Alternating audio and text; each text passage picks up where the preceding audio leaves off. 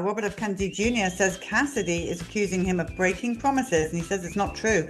He said, I went through every promise that I made to them, and I've kept them all. What he says is simply not true. Secretary Kennedy and Senator Cassidy were not meant to be. So Senator Cassidy is out of office as of December.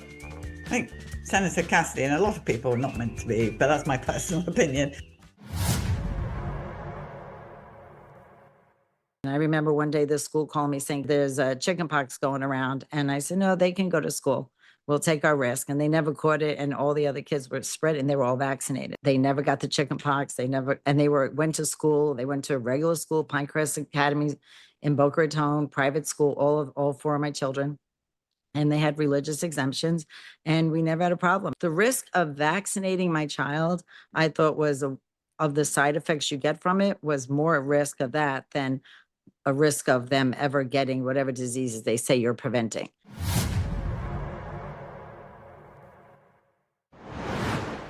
Now, here is Senator Booker in front of the Supreme Court railing against the coming liability shield protection, not for vaccine manufacturers, but for pesticide makers. Let's show that clip. This is a battle in the Supreme Court, but it's also a battle in the Capitol. I see now on the House side of the Capitol them trying to stick things in the Farm Bill that would do the corporate bidders work for them, to shove things in the Farm Bill that would try to stop people from having legal standing to sue for their rights, to try to stick things in the Farm Bill that would protect a system that is literally killing people around our country.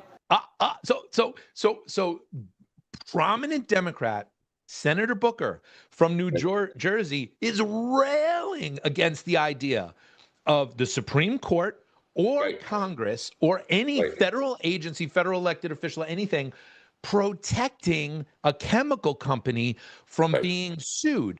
Now, listen, Senator Booker doesn't support us on the vaccine issue. He doesn't. No. He might be quieter and quieter about that, but of course he's seen the polling. I think we're going to see a high-level Democrat in the next couple of years break, and probably the first point they come at is going to be the liability shield for vaccine manufacturers. Don't fall for the fear tactics. The fear is what's going to try to get you controlled. You have to lean into hope, lean into people around you, lean into love, basically.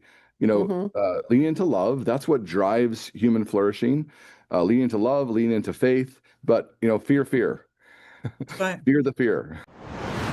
Just talking about us, mothers of children that were injured by vaccines, just us going back to our pediatricians and saying, look, Billy had a seizure following, just asking for help, and then getting slammed down the way we were treated with just an injury. So what, again, going back to Andrea Shaw and all the other people out there with injuries or death following vaccines, our stories, including hers, are all the same. We tried to get help. We tried to say our children are sick or dying, and every door is slammed in our face. This is why we have the lawsuit that we do against the American Academy of Pediatrics, Polly, because when the lie is so big, vaccines are safe and effective, mRNA is safe and effective, childhood shots are safe and effective, vaccinating women in pregnancy is safe and effective. When you have that kind of huge lie, and that's what Goebbels and Hitler told us, if you're going to lie big. Well, the outcome of that is you're always going to blame the victim. You're always going to say either you're crazy, it's all in your head and will be gaslighted, or it's your fault. You did something wrong. You murdered your children. It couldn't possibly be vaccines because vaccines are safe and effective. So if your skin cell membranes are full of vegetable oils, that is highly toxic. You put the sun into that, it's going to create a vast amount of oxidative stress and can lead to skin cancer and just skin damage. However, if you have a nutrient-dense diet full of saturated fat and retinol, you can actually handle that sun better, and you have antioxidant enzymes in the skin to squelch the free radicals. Well, these antioxidant enzymes run off minerals. Minerals are found in real food. Minerals aren't found in processed food. So if you have a real food diet, mineral rich, saturated fat and retinol rich, you can actually handle the sun better. We've got several constitutional amendments that are being violated here. The first and foremost is the First Amendment. And people say, well, what does the First Amendment have to do with data centers, AI data centers? Well, it's a massive surveillance infrastructure. And it's going to be on free speech, what you have on social media, what you say on your texts, in your emails, on your phone, all of that. Everything is going to be collected. And when citizens know that their communications and their movements and their relations are being completely collected and so on, this quells people's traveling, free speech, and so on. And it creates an architecture of fear, essentially. And what it does is that it actually suppresses constitutionally protected free speech, and people self-censor themselves because they're afraid. So what did the FTC do when we gave them everything they need on a silver platter? They did nothing, because that is what these federal agencies do. They do nothing. They do not even enforce the law that they are charged to enforce. Are they incompetent? We don't know, because they haven't done anything. They're either incompetent or they are not doing their job. It's one or the other. Their excuse, and I asked them, I said, please provide some comment, provide some update. Their excuse is, well, we don't represent the public and we will not provide a comment. We did an analysis with the Florida Medicaid system, and we looked specifically at autism in its relationship to the hepatitis B vaccine and the MMR shot. And so when we found that when a baby got one or more hepatitis B vaccines, then their risk of autism almost doubled, okay? If the baby got a hepatitis B vaccine and one MMR vaccine, then it went up further. Then if it got 2 MMR vaccines and the one hepatitis B vaccine, it went up further. And then if it got the entire series, there are 3 hepatitis B vaccines and there are 2 MMR vaccines on the current CDC schedule. And then its risk for autism, the baby's risk for autism, goes up astronomically. What advice would you have for kids in similar situations out there that are facing what you're facing, have an exemption, don't know if they're going back? What advice would you give to kids that are in the same spot you were in? You're going to want to lose hope and you're going to want to give up, but you have to realize there are other people out there just like you, going through the same thing as you, not knowing what to do, but you have to realize that you're not alone and you're not different, and don't let people bring you down if they don't know your full story. Wow. I will say that one of the farmers told me in the Oval Office that Trump seems very surprised that the Supreme Court decision had come out the way it did. How much did he know that this was happening? He seems to think he's doing a fantastic job in Maha, and I actually think he feels that he is, because I don't think he even knows. And that is very hard, because how do you even crack up to that level and say, no, actually people are dying, and now you just gifted Germany and China a liability shield so that they can keep on making profits on behalf of our health. I mean, it's so mind-blowing. To me, it's like domestic terrorism. It's not even dramatic, because it's a chemical warfare that is being exacted on us. Now we don't even have recourse.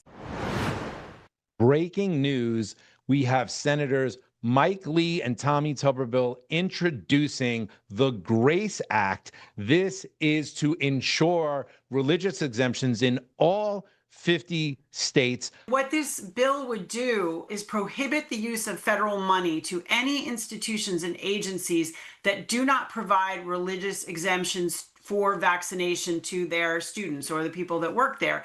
And specifically, it says that it is for sincerely held religious beliefs and that no documentation is required. In other words, not these kind of crazy, your minister has to sign off on this or anything like that. You assert a sincerely held religious belief, that's the end of the story. This massive alien sucking the life off of me. This is one of the worst cases of Hodgkin's lymphoma we have ever seen. I was kind of in charge of mowing, weed eating, and spraying around all the cell towers and access roads.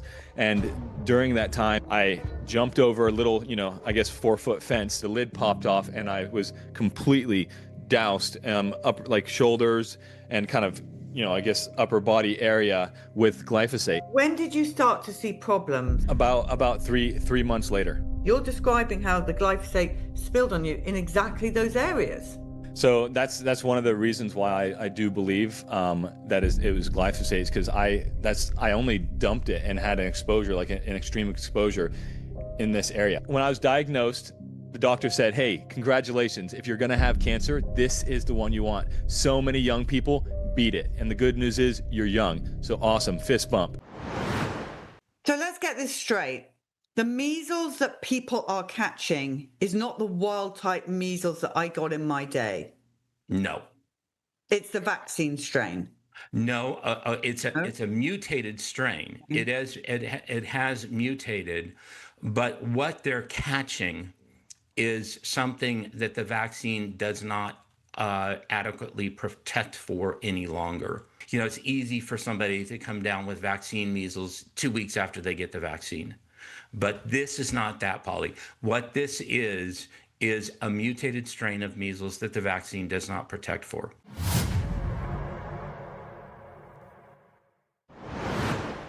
This is so dark. It is so dark. It reminds me of the hospital protocol killings because they just killed them like that. But what is even more dark, outside of them coming after mental health, which is what autism, 1 in 21, is that, can we show up, Lou, bring up that colouring book for children on how to die with dignity? I mean, that should disturb every human being. This is a colouring book for children. Someone talk about this, please. It's very disturbing. What is disturbing? And so currently, this is the legislation that is in front of Parliament for discussion about expanding the indications of MAID to include children and adults. And so you can imagine that any child with a chronic illness, depression, they may succumb to this, and there is no parental consent needed for it. Think of AI like a child, because it basically, in many ways, there's a metaphor there. It's not the same thing as a child, but it is this intelligent system that requires some oversight, requires some accountability, requires some guidance.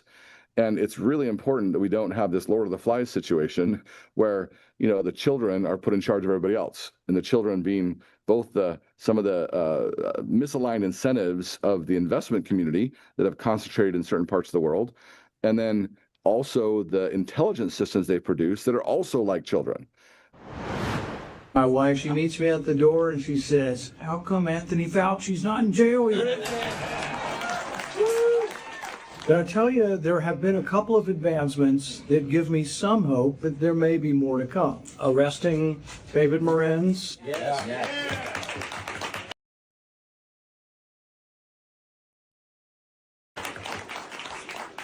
And then recently arresting someone who's not as well known, Vincent Munster. Yes.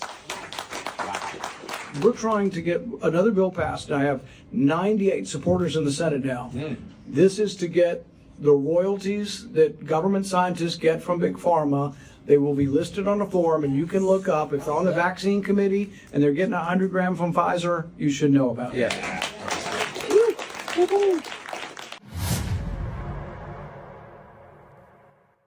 Fauci was guilty of creating a dog and pony show to make the intelligence agencies and the American public and the media think that COVID was a naturally occurring virus, that it did not come from a lab, that it certainly didn't come from a lab that his agency had supported, that he was guilty of nothing, that he had not, perjured himself, lying to Congress during hearings when he had taken an oath to tell the truth. I stand before you today with a clear conscience.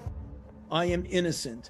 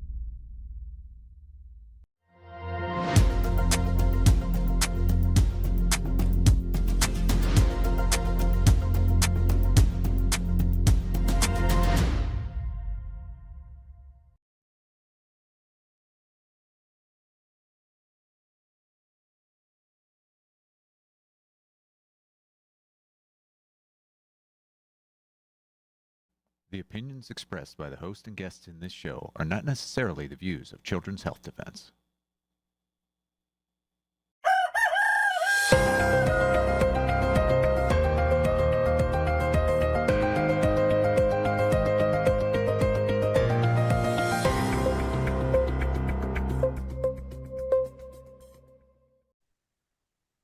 Good morning, CHD. It is Wednesday, the 29th of July, 2026. It's going to be an epic day. I have with me Brian Hooker, Heather Ray, Carl Jablowski. This is our science team, and there are more members of our science team, but this is our core science team here with us for this day. Now, we are waiting for the live of the Fauci hearing. I just heard from one of our members of staff that's up there that it hasn't started yet. They're not sure when it's going to start, but here's the interesting thing.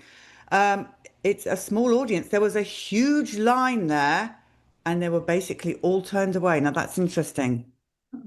My goodness, all turned away. That's really strange. Polly, were were our CHD folks able to get into the hearing? Does it sound like they were able? I haven't heard yet, but they're there on the ground, and they're saying there's no indication that he isn't coming, as because I said, is he even going to show up? There's no indication that he isn't coming right now. They're not sure what's going on, but like I say, huge line, all turned away. But we do have ins up there, do we not? So we've got our Mary and a couple of others up there on the ground, and Claire Dooley and people like that. So we will keep everybody updated. Live as we know, you will know.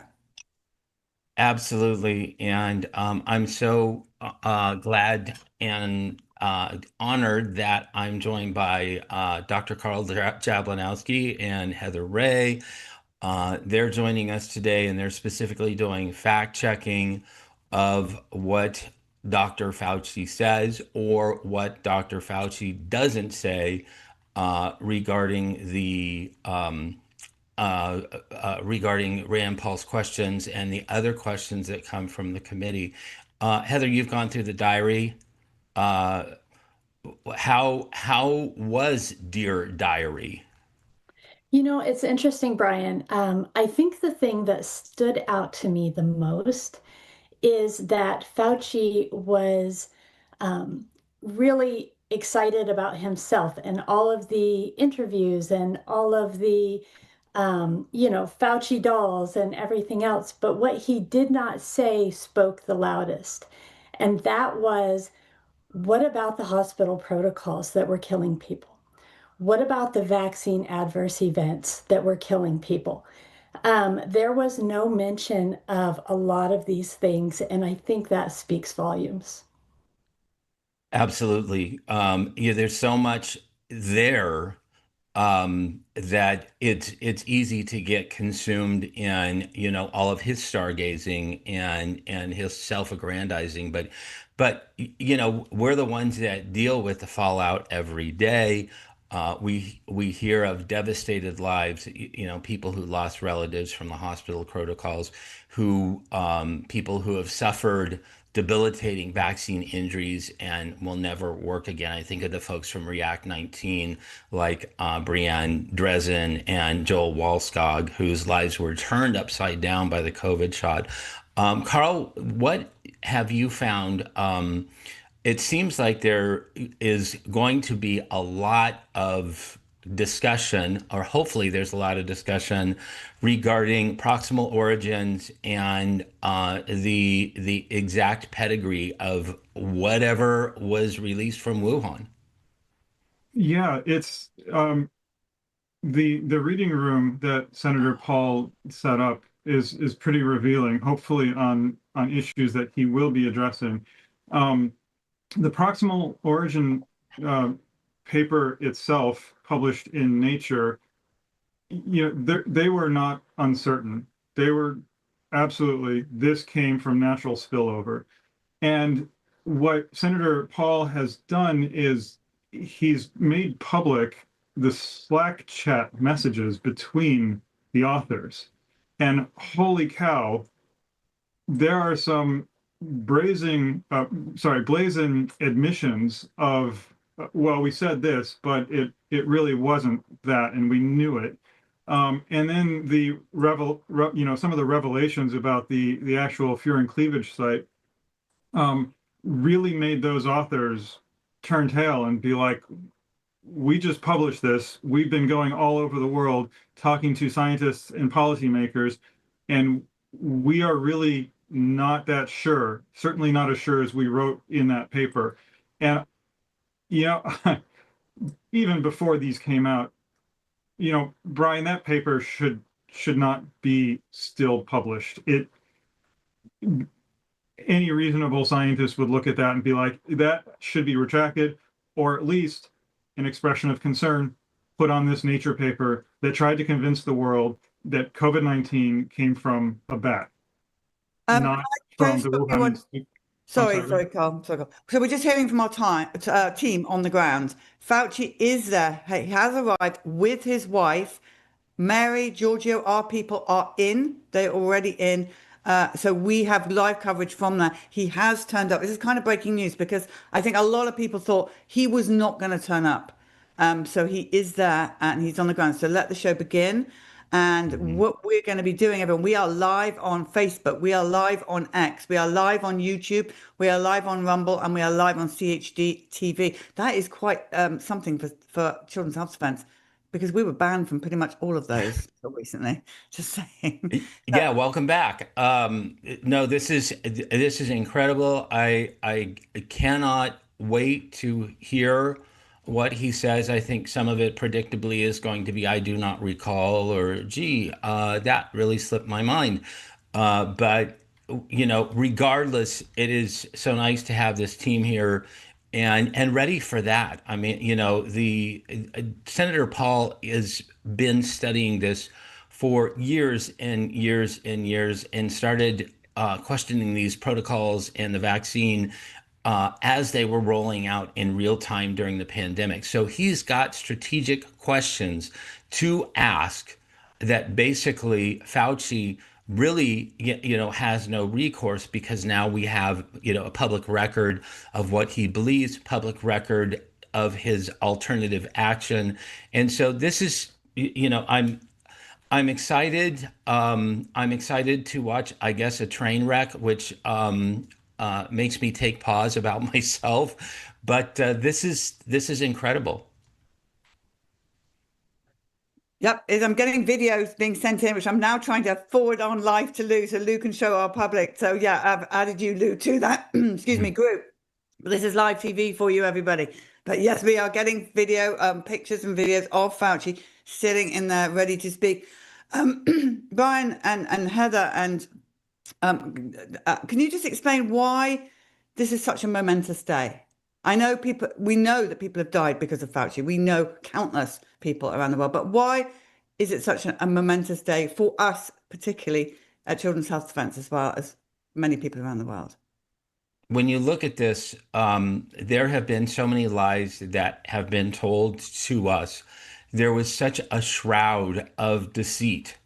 And now, really, we have an individual who was at the center of all those lies. I mean, the United States was setting policy for the entire world. It was setting policy for 8 billion people. And so therefore the collateral damage is, it's legion. There's so much damage here. So having somebody to answer for this, and Heather, having seen his thoughts regarding this, you've studied the diary more extensively than anybody. What are you anticipating? Anticipation as far as what Fauci is going to say, I agree with you, Brian. I think he's pretty much just going to not remember a whole lot, like he has at the last few Senate hearings. But for me, this is a day of reckoning, right? This is the day that the man who told us we need to wear masks, we needed to wear 2 masks, we needed to social distance 6 feet from each other with no scientific basis whatsoever, had a big part in locking the country down, forced vaccine, or at least wanted to force vaccine mandates, wanted to force mask mandates, all of these things that hurt our families, our children, and ourselves. And I am just really hoping that we know the truth, but the truth comes out a little more. And I hope this is a day of reckoning for Anthony Fauci. I mean, he's done so much wrong. I mean, let's be honest, so much wrong. It's when someone turns up and is sitting there, he's got a plan. He has to have a plan. So I'm concerned that he's going to be more devious. And there you go. This is the video we've got sent in from our people. Mary sitting just behind Fauci and his wife next to Laura Ingraham. So these people did get in, but the majority of the people today that wanted to be there and the line was long were turned away. So that's interesting. I guess they were expecting heckling. I mean, people have lost loved ones because of Fauci. Absolutely. The death toll has been worldwide. Probably the most reliable reference would be Denis Rancourt's paper, very, very long paper where he did an analysis. This was only the countries that he could find participate, with 17.6 million people who died from the vaccine. That's not even, the collateral damage from hospital protocols and so forth. Carl, looking at the mortality, are there better references? Is there more reliable information now that we're in 2026, 5 years, sort of 6 years post-pandemic? So I think the Rancourt study is awfully revealing, and there will be studies that are practically baseless and come out with estimates, and they're just math. No one's counting, right? It's a really hard number to count. But those estimates are then perpetuated as fact, as, oh my gosh, this highly dangerous vaccine that we pumped into, most of the world, saved millions upon millions of lives, is just a fallacy.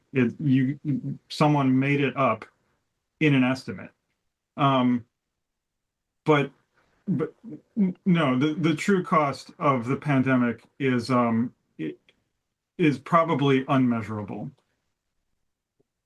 Interesting comment from one of our people on the ground that it appears no Democrats have shown up yet. I'm presuming it's talking about the senators.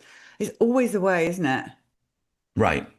The Democrats that are on that committee include Richard Blumenthal from Connecticut, Maggie Hassan from, I think New Hampshire, Vermont, can't remember. But they have consistently not shown up for Senator Ron Johnson's subcommittee. He's got the permanent subcommittee on investigations. It's looked into vaccine injury. And they have consistently not shown up, or shown up for a sort of a token period of time. And that if they're going to look absolutely foolish, lauding Fauci today and singing his praises, given everything that is surfaced, given everything that is in Rand Paul's reading room. If you go, what is it, paul.senate.gov/reading room? Is that right, Heather? Well, Hassan from New Hampshire just showed up, and it's about to start. It's literally about to start, people. Okay. What I'm hearing from that end, Lou will tell us when the feed is live. We will be in the wings. If they take a break, like I say, or anything like that, we will be straight back on, some of us, if not all of us, to talk about anything that he said. But I have a feeling he's just going to have amnesia again, but we'll see. Right. And we will also be posting on social media and on Children's Health Defense social media X site, as well as CHD TV Live, and our own personal sites. Here we go. The committee will now come to order.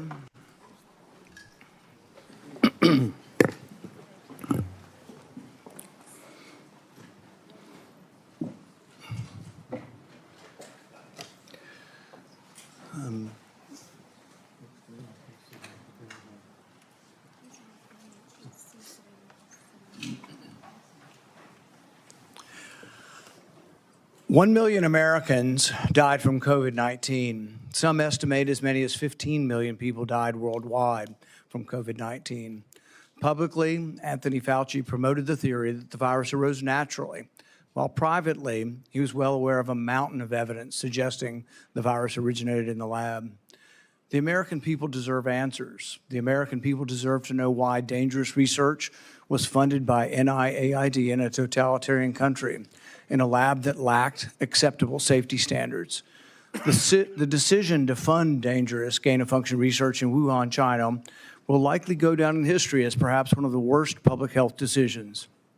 Frankly, the American people deserve an apology. I hope today Dr. Fauci will come clean, admit it was a mistake to fund dangerous research in China, admit that the risk of this dangerous research exceeded any possible benefits, ask forgiveness, and pledge to help our government devise safeguards so a man-made epidemic never happens again. Instead of an apology, you have for years avoided responsibility. Regarding the lockdowns, you argue that you did not personally issue every lockdown order, close every school, or impose every mandate. But officials across the country invoked your authority to justify these decisions. And you presented your recommendations not as judgments open to debate, but as dictates of science itself. Your own words demonstrate that you understood the influence you exercised.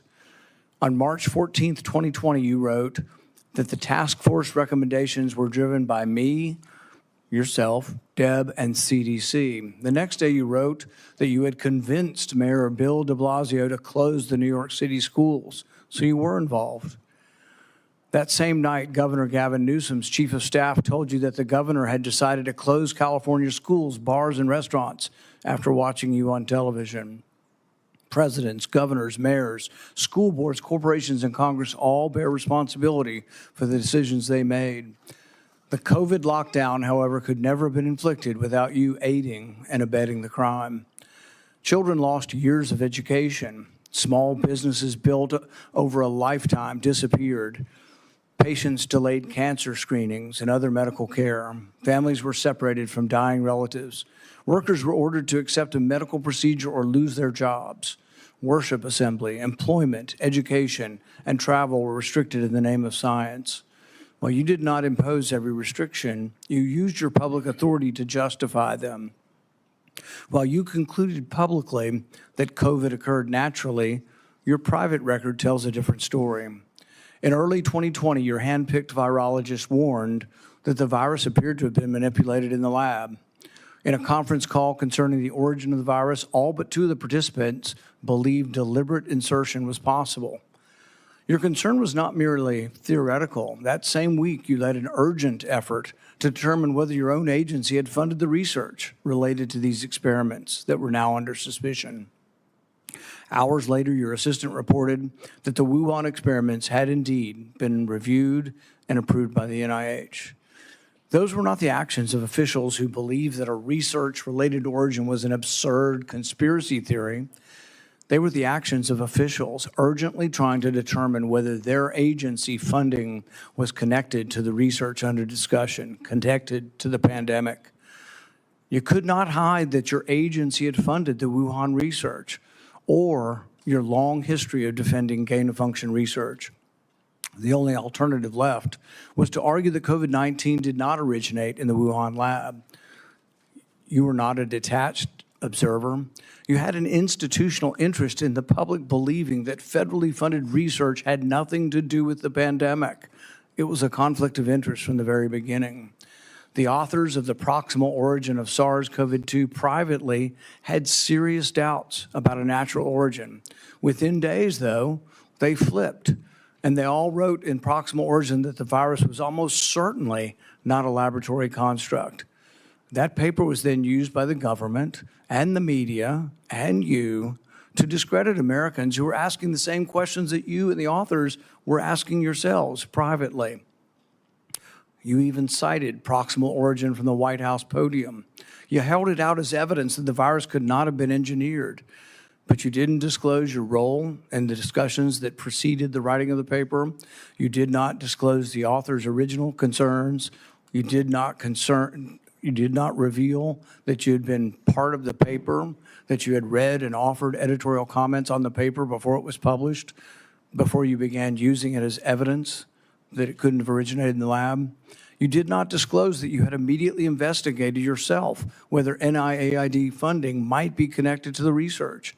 You did not tell the American people the full story. Duly released private messages indicate that the doubts with the authors and others didn't disappear after the publication. So while this was being waved at the White House to show that it couldn't come from the lab, the authors were still privately continuing to assign a meaningful probability to a laboratory origin, one thing in public and another in private. Some of the same scientists discussed avoiding email and carefully managing communications that might eventually be obtained under the Freedom of Information Act. The pattern is straightforward. Privately, there was alarm, then an immediate inquiry to see if NIAID's possible exposure to funding, then a rapid public declaration of certainty, continued private doubt, and then years of resistance to disclosure. The question is why? The only logical answer is that your primary concern was avoiding culpability.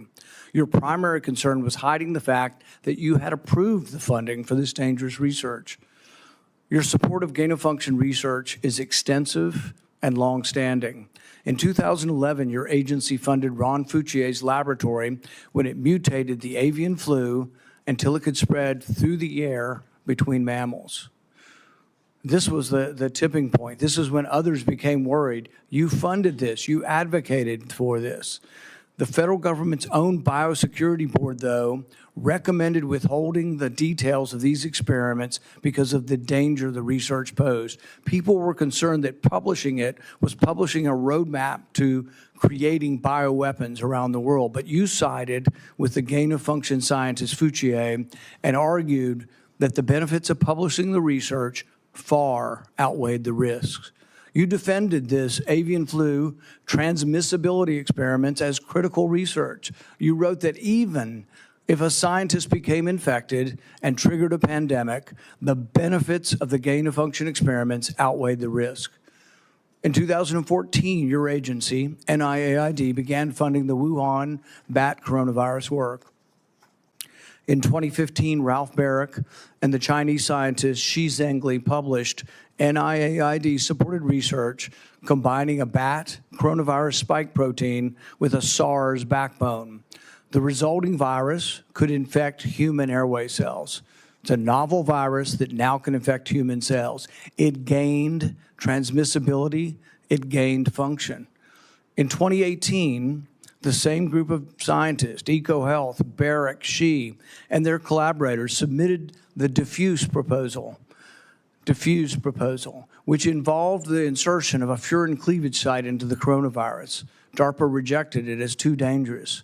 When COVID was sequenced, though, early on in January of 2020, within days, scientists discovered that, lo and behold, it had a novel furin cleavage site, just as had been proposed in the diffuse product. This was either an extraordinary coincidence or a smoking gun, evidence that the Chinese had created COVID-19. It made the laboratory origin question more legitimate, and it made your categorical public denials indefensible. On May 11th, 2021, you told the Senate, the NIH has never, ever, and does not now fund gain-of-function research in Wuhan, in the Wuhan Institute of Virology. When I gave you the opportunity to correct the record, to reconsider the statement, you responded that you had never before lied to Congress. We were then told that only the government's narrowest regulation of definition counted here, that you could define gain of function in one way in which this wasn't gain of function, in which all of the common sense of the world would be thrown out, all of the idea that the mice were dying and the virus was more transmissible didn't matter because you had a technical definition that allowed you to fund it. But the real question is, was it dangerous? Was it a wise decision to fund this? And you haven't deviated from that. You've never admitted that it could have been a mistake funding this research in China. The American people weren't asking for a semantics debate over what is gain of function. They were asking, does common sense say this research was dangerous in Wuhan. They wanted to know whether their money-funded experiments in Wuhan that made bat coronaviruses better able to infect humans. The answer is yes. They wanted to know whether NIAID adequately supervised their work. The answer is no. When you defended this research, you described its benefits in the broadest terms. But when Congress demanded accountability, you hid behind the narrowest possible definition. You can't have it both ways. Your conduct concerning federal records raises further questions. It is a crime to destroy federal records. Yet our investigation reveals your assistant diligently reported that she deleted tons of emails. In 2024, you testified that you did not delete federal records. Who's telling the truth, you or your assistant? The committee has obtained repeated instructions from you telling federal officials to delete communications. On February 2nd, 2020, one day after Origin's call, you told Francis Collins, please delete this email after you read it. The committee asked for your voluntary cooperation to come today. Your appearance had to be compelled by subpoena. You're here today under duress. You're here today because of the court ordering it. President Biden issued you a sweeping pardon extending back to 2014, the same pardon he gave to his son Hunter. A pardon may protect a person from criminal prosecution, doesn't rewrite history. It does not erase documents. It does not convert a misleading statement into a truthful one. And it does not prevent Congress from establishing what happened. There will be another pandemic. There will be another crisis. And there will again be officials who insist that uncertainty must be hidden for the public's own good. They will demand obedience. They will invoke science. I am the science, as though it were a commandment. They will argue that government officials cannot be questioned because questioning them would undermine public trust. They have it backwards. It is secrecy that destroys trust. It is arrogance that destroys trust. It is censorship that destroys trust. And it is the refusal to admit error that destroys trust. That loss of trust may be your most damaging legacy. Trust can't be ordered. It has to be earned. No scientist is above scrutiny. No government official is beyond accountability. And no public servant has the right to treat the suffering of millions of Americans as a footnote to his preferred version of history. I now recognize Senator Peters for his opening remarks. Thank you, Mr. Chairman. The Senate Homeland Security and Governmental Affairs Committee has a long and a very proud history of conducting serious oversight on behalf of the American people. When this committee has been at its best, Democrats and Republicans have worked together to investigate complicated issues, to follow the facts wherever they may lead, and produce recommendations that actually strengthen our nation's security and improve government functions.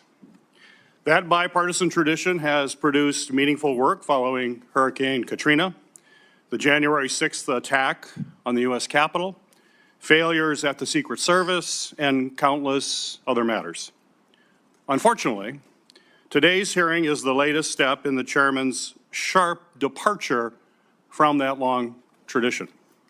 This hearing appears to be a culmination of months of biased and selected efforts by the majority under the guise of a committee investigation to basically legitimize a predetermined conclusion that was reached years ago.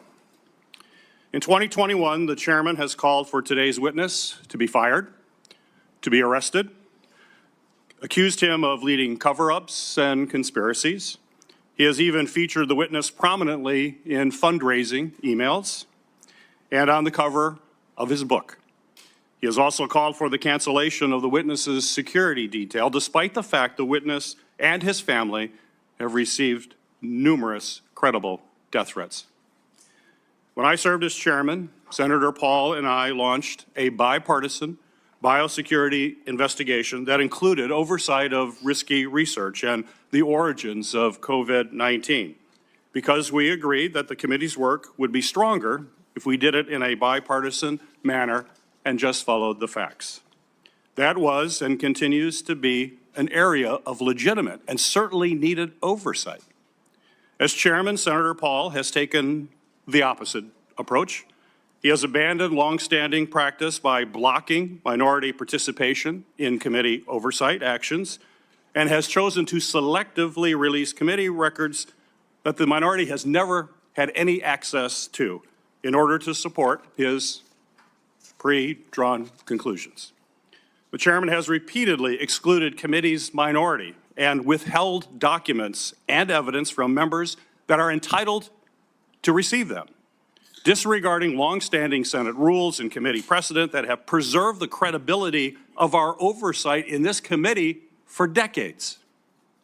I have raised these concerns directly with the chairman because it's not just what we investigate that matters, but how we conduct that investigation.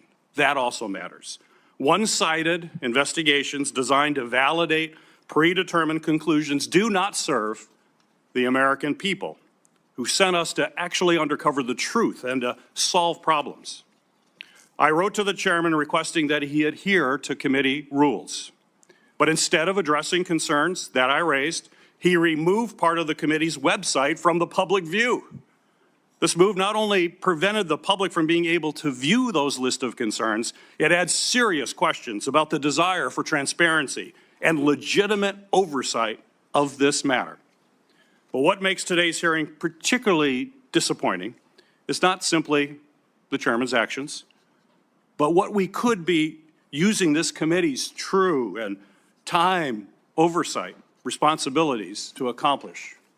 This committee has not held its annual threats hearing at all in this Congress. We have not held a budget hearing for the Department of Homeland Security. There are important hearings that we would have the opportunity to discuss as to how to strengthen our Homeland Security across the board. No hearings on those topics.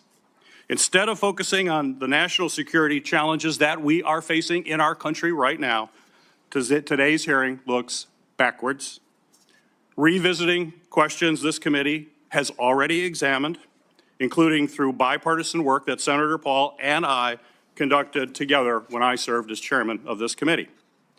But rather than building on that work to strengthen our preparedness against future disasters, we are instead relitigating the past. COVID-19 exposed serious deficiencies in our nation's public health infrastructure. We know that. More than 1 million Americans lost their lives, and this committee should absolutely continue to examine how we can better prepare our nation against future biological threats. Those are the kinds of forward-looking, life-saving questions that will help our nation be better prepared to protect the health and the safety of Americans when the next emergency occurs. Unfortunately, at this precise moment, we should be strengthening our capabilities. The Trump administration seems to be doing everything in their power to actually weaken our capabilities. The administration has hollowed out the public health workforce. They have fired, pushed out, and cut funding for public health personnel, shrinking the CDC workforce by a quarter. Thousands of experienced scientists have left government service, and with them has gone critical institutional knowledge that cannot be easily replaced, certainly not quickly replaced. The administration, thanks to political operatives like Russell Vought, has slashed or illegally withheld funding for life-saving medicines and cutting-edge technologies that let us rapidly develop them during an emergency. Mr. Vought is now further politicizing the federal grant-making process, proposing to subject all federal grants, including those for disaster relief, housing development, and cancer research, to the whims of political appointees, not nonpartisan experts. All of this has left the American people more vulnerable to infectious disease threats, and we are already tragically seeing the consequences. Staffing and funding cuts have slowed the federal, state, and local response to ongoing outbreak of a foodborne parasite, which has sickened thousands in my home state of Michigan, as well as across the country.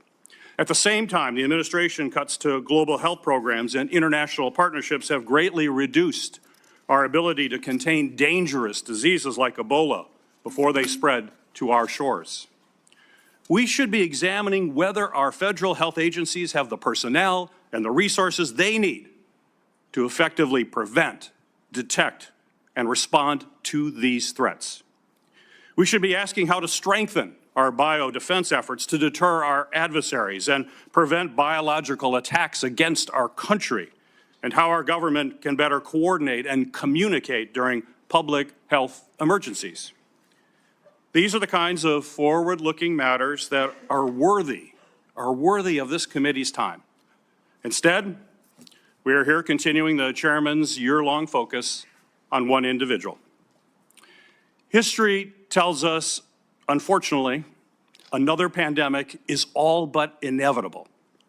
The question is whether Congress and this committee will work to better prepare our country for it, or continue looking backward while our public health infrastructure crumbles around us.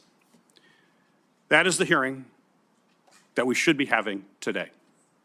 Unfortunately, I fear the intent of this hearing is only meant to further a purely partisan agenda and it will not make Americans safer.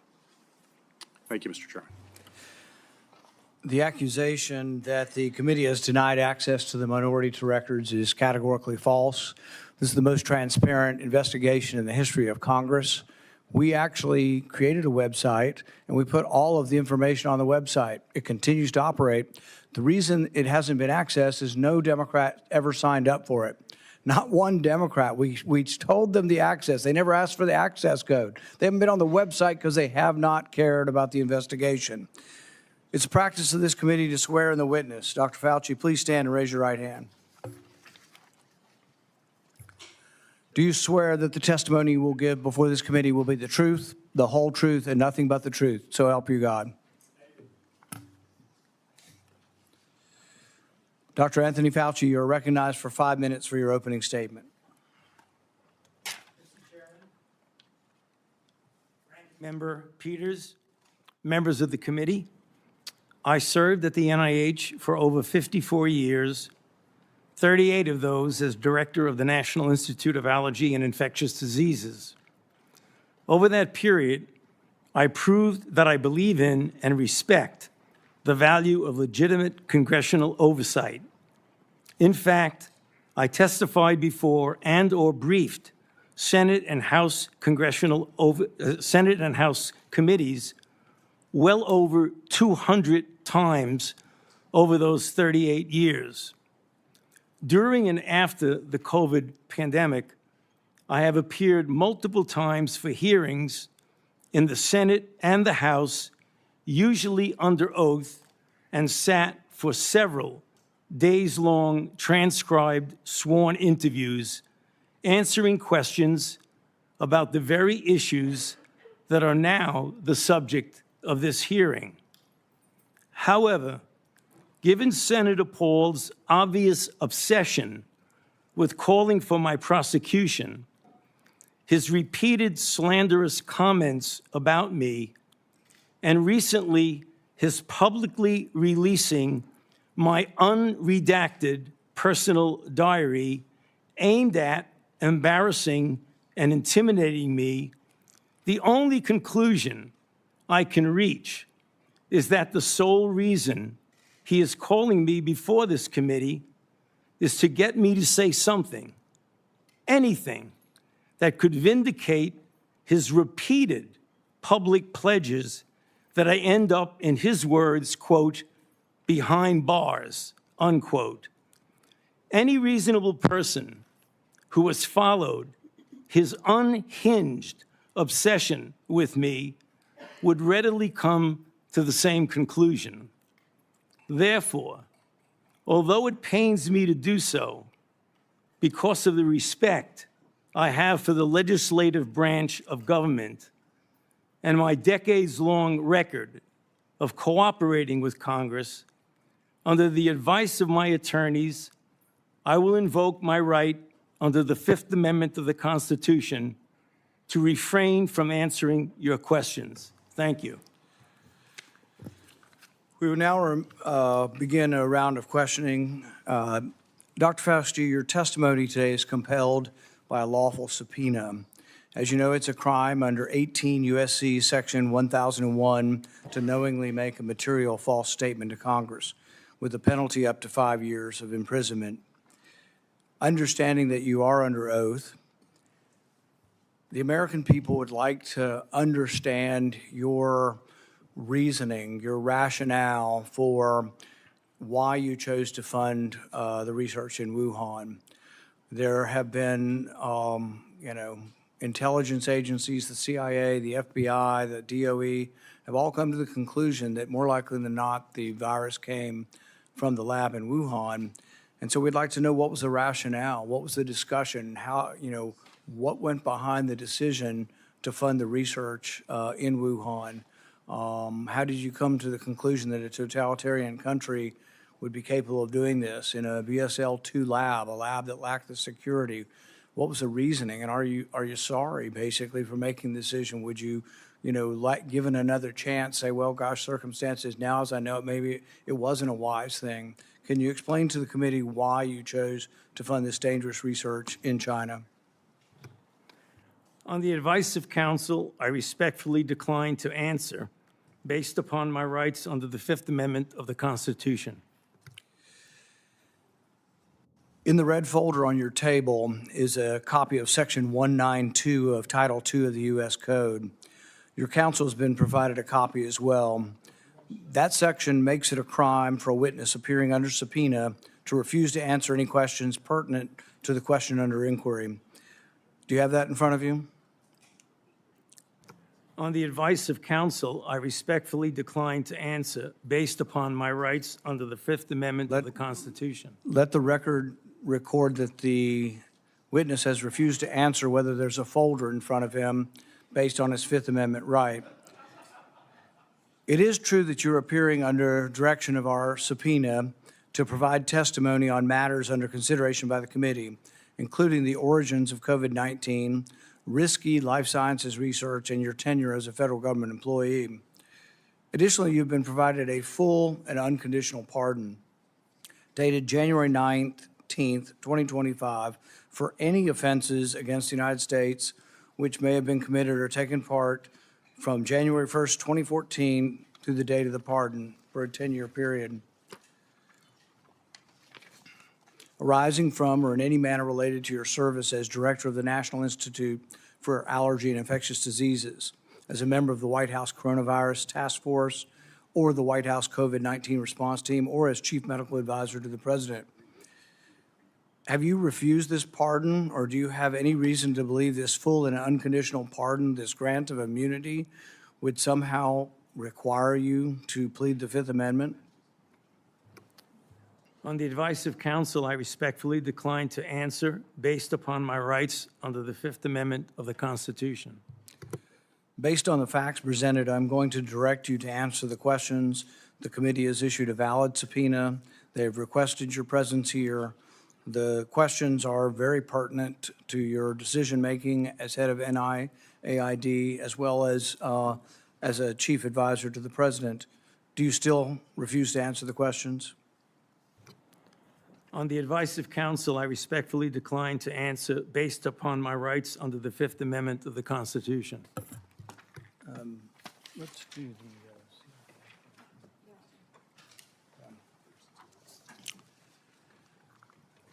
Dr. Fauci, were you ever made aware of gain-of-function research on monkeypox being conducted at the National Biodefense Analysis and Countermeasure Center, NBAC, at Fort Detrick? On the advice of counsel, I respectfully decline to answer based upon my rights under the Fifth Amendment of the Constitution. Dr. Fauci, did the CIA ever transfer funds to NIH under an interagency agreement? On the advice of counsel, I respectfully decline to answer based upon my rights under the Fifth Amendment of the Constitution. I'm going to, but I need the long list of the gain-of-function questions. Dr. Fauci, did the NIH ever conduct research for or in coordination with any element of the intelligence community, CIA, ODNI? On the advice of counsel, I respectfully decline to answer based upon my rights under the Fifth Amendment to the Constitution. The reason why these questions are important is, President Trump has done a ban, and we're glad that he did a ban on gain-of-function research, so we're better off than we were. when we had an advocate serving as head of NIAID, an advocate for gain-of-function research. There is still, though, a question, though, whether or not the intelligence community is adhering to that order. There's a question of whether or not gain-of-function research is still ongoing. And these are important questions the American people deserve to know. Dr. Fauci, have you been read into any classified Department of Homeland Security program, any prospective special access program concerning gain-of-function research? On the advice of counsel, I respectfully decline to answer based upon my rights under the Fifth Amendment of the Constitution. When we look at the research in China, the gain-of-function research that you've denied was gain-of-function, one of the things that startled the scientists when they saw COVID in the first couple of weeks was when they looked at the sequence of it, they said, oh my God, there's a furin cleavage site in it. And in this particular family of coronaviruses, the sarbecoviruses, they'd never seen this before. They were also startled to look at it and see how it was coded for, what the codons were, and to discover that the codons used out of 36 different possibilities turned out to be the one that was commonly used in gene manipulation by scientists. Dr. Fauci, were the scientists at the Wuhan Institute of Virology capable of inserting a furin cleavage site into a coronavirus? On the advice of counsel, I respectfully decline to answer based upon my rights under the Fifth Amendment of the Constitution. So one of the experiments that was pretty common was they would take the backbone of a SARS virus, and this would be a SARS virus that the backbone itself wasn't that dangerous, but then they would dig through guano, 300 feet underground, bat guano. They'd find other viruses, unknown viruses. They'd take the S protein off of an unknown virus and stick it on a backbone. And then they would infect mice that have humanized cells. And they were trying to discover if they could create a virus that infects humans. Now, many people would say, well, gosh, that doesn't sound like a really good idea to create viruses that don't exist in nature to see if they'll infect human cells. What if one escaped? What if you keep infecting this and do serial passage, you actually adapt the virus to be infectious to humans? So the question is whether or not, Dr. Fauci, the Wuhan Institute of Virology was combining an S protein with one virus with the backbone of others, and could this lead to a virus, maybe it wasn't even predicted, but could it lead to viruses that gained in function and then could lead to a pandemic? On the advice of counsel, I respectfully decline to answer based upon my rights under the Fifth Amendment of the Constitution. One of the arguments that you and others have made against this virus coming from the lab is it couldn't have come from the viruses that have been published. And nobody's really arguing that. I think from the very beginning, people acknowledged that the viruses that have been published are too far evolutionarily distant from a virus that could have become COVID-19. But what has never been acknowledged by the side who tries to call the other side of conspiracy theory, which is really something you don't usually see in a scientific debate. This is the first time I've ever seen an article printed in Lancet by your friends who called this a conspiracy theory. You know, these are the kind of things you see as a screed on a political, website. You don't really see this in science. But when they release this as being a conspiracy theory, we're wondering that when you do this, when you combine these viruses and are able to grow them in humanized cells, whether or not this kind of risky research, whether you call it gain of function or not, whether you use the definition of gain of function, whether this kind of research should have had more scrutiny. I think in your House testimony, you testified that you never traveled to China and that you were unaware that anybody at NIH ever examined the labs, that you trusted the Chinese scientists. I think you said that even recently, that with your discretion, you trusted the Chinese scientists. The problem is that even in our country, we trust our scientists. They're good American scientists, probably doing the right thing for America. But at the same time, we oversight to make sure it's not dangerous research, but we also investigate the lab.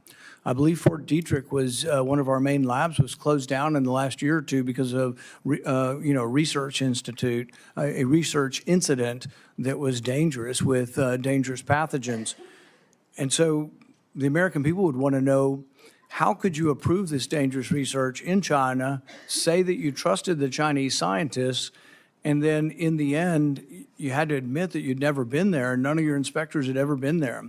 Dr. Fauci, had any of the labs where this dangerous research was occurring, were any American lab oversight or lab investigators, did they ever appear in these labs to make sure that they were safe labs? On the advice of counsel, I respectfully decline to answer based upon my rights under the Fifth Amendment to the Constitution. So one of the main theories for those who have looked at this being created in the lab was the idea that could have come from a virus not previously published. Dr. Fauci, are you aware that Dr. Shi, who worked for the Wuhan Institute of Virology, was said to, and I think in her own words, to have over 100 viruses that had not been previously published that could have been a close enough relative to create COVID-19? Are you aware of that? On the advice of counsel, I respectfully decline to answer based upon my rights under the Fifth Amendment to the Constitution. Under your testimony previously, when you denied ever having funded gain of function in China, it was so adamant as to be striking, to leave no room for any interpretation of what is or isn't gain of function research. But there's another important question. Did you fund gain of function research in other biolabs around the world? On the advice of counsel, I respectfully decline to answer based upon my rights under the Fifth Amendment to the Constitution. The one research project that we do know you did fund is the one that Ron Fauci did. And it's important to talk about because this sort of was the beginning of the debate over gain of function. And this wasn't just me. I wasn't even aware of the debate 10 years ago. This was other scientists. Over 200 scientists at the Cambridge Working Group signed a protest because they didn't think you should fund the research, and they didn't think it should even be published because it was sort of a roadmap as to how to make a bioweapon. So what they did was the avian flu, and this is important. It may be the most important question we get to here today. The avian flu has about 50% mortality for humans. The good news, though, about animal viruses is they don't infect humans very well. It will infect humans, but doesn't go human to human very well. Ron Fauci, with the money that you provided to him, did an experiment where he caused purposeful mutations to create a new virus, an avian flu that didn't just infect birds well, but actually infected mammals well, went ferret to ferret in an aerosolized manner. People saw this and were aghast, at the decision-making process that you decided to fund this. But this is when, the debate came about, and you wrote in support of this in the Washington Post, and you said, even if a scientist is bitten, even if a pandemic should occur, the knowledge is worth the risks. Do you still stand by that? Would you like to qualify at all whether or not the knowledge of gain of function is worth the risks, particularly in this case, since we now know 15 million people died worldwide? Many people believe this came from the lab. Do you think that the risks really are worth the benefits for gain of function research? On the advice of counsel, I respectfully decline to answer based upon my rights under the Fifth Amendment to the Constitution. All right. We're going to finish with this question, and it's based really on that statement, that general statement in your support for gain of function, the idea that the benefits outweigh the risks. So there are many other people who disagree, and they aren't politicians or not. I don't know what party they're in. David Relman is probably one of the most esteemed, and he is a scientist at Stanford. He, I think, has classified clearance. He's been a consultant to our government probably for a decade or more. And he's written about this publicly. He says the opposite. He said that the risks of this research do not outweigh the benefits. He said the risks, we shouldn't do it. Richard E. Bright, who's been involved in this debate for 2 decades, says the same thing. Says we really shouldn't be doing this at all. There's a quote also by, the Kevin Esfelt quote, is that at the very end?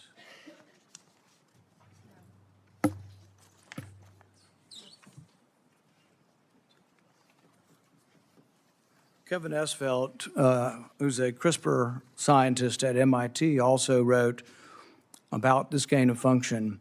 I implore every scientist, funder, and nation working in the field, please stop. No more trying to discover or make pandemic-capable viruses. No more experiments likely to disseminate blueprints for plagues. Dr. Fauci, would you like to at least answer this one question for us today and let us know whether or not you've changed your mind on whether or not the benefits of gain-of-function research outweigh the risks? On the advice of counsel, I respectfully decline to answer based upon my rights under the Fifth Amendment to the Constitution. The chairman has denied your assertion of privilege and directed you to answer, but you nonetheless refuse and stand on privilege despite the existence of the pardon. The committee will have to consider after this hearing what appropriate action should be taken against you for the failure to testify after being directed to do so. It's against the law to obstruct an investigation of Congress. There will be repercussions to your refusal to testify today. Senator Peters.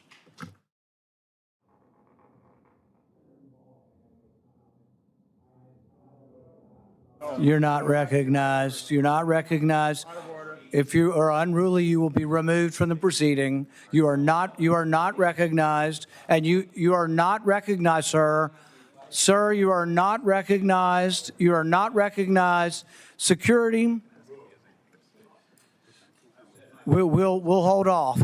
But you will respect these proceedings. You were told not to sit at the table. You insist on sitting at the table, and we told you you would not be recognized. You are not invited here for testimony, sir. You are being disruptive. Would you behave this way in a courtroom? No, because the judge would put you in jail. I can't do that today, but I can have you escorted from the premises. So I would say, sir, sit quietly and don't say another word. I said, sit quietly. You are not recognized. Another word and you're gone.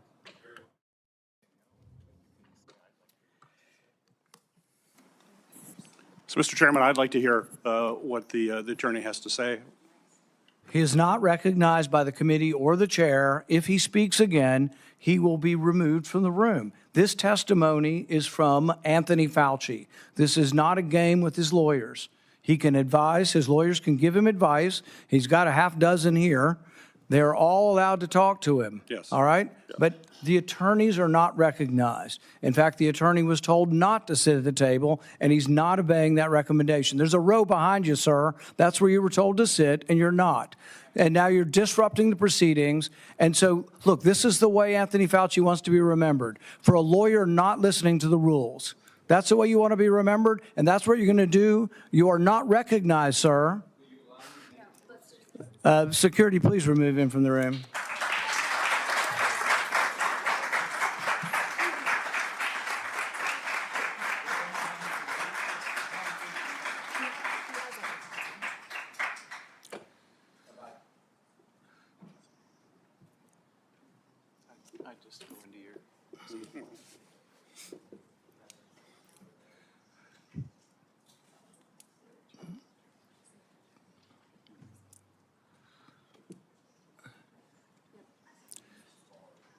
Let the record state that Dr. Fauci will still have the advice of the other half a dozen attorneys that he brought along today.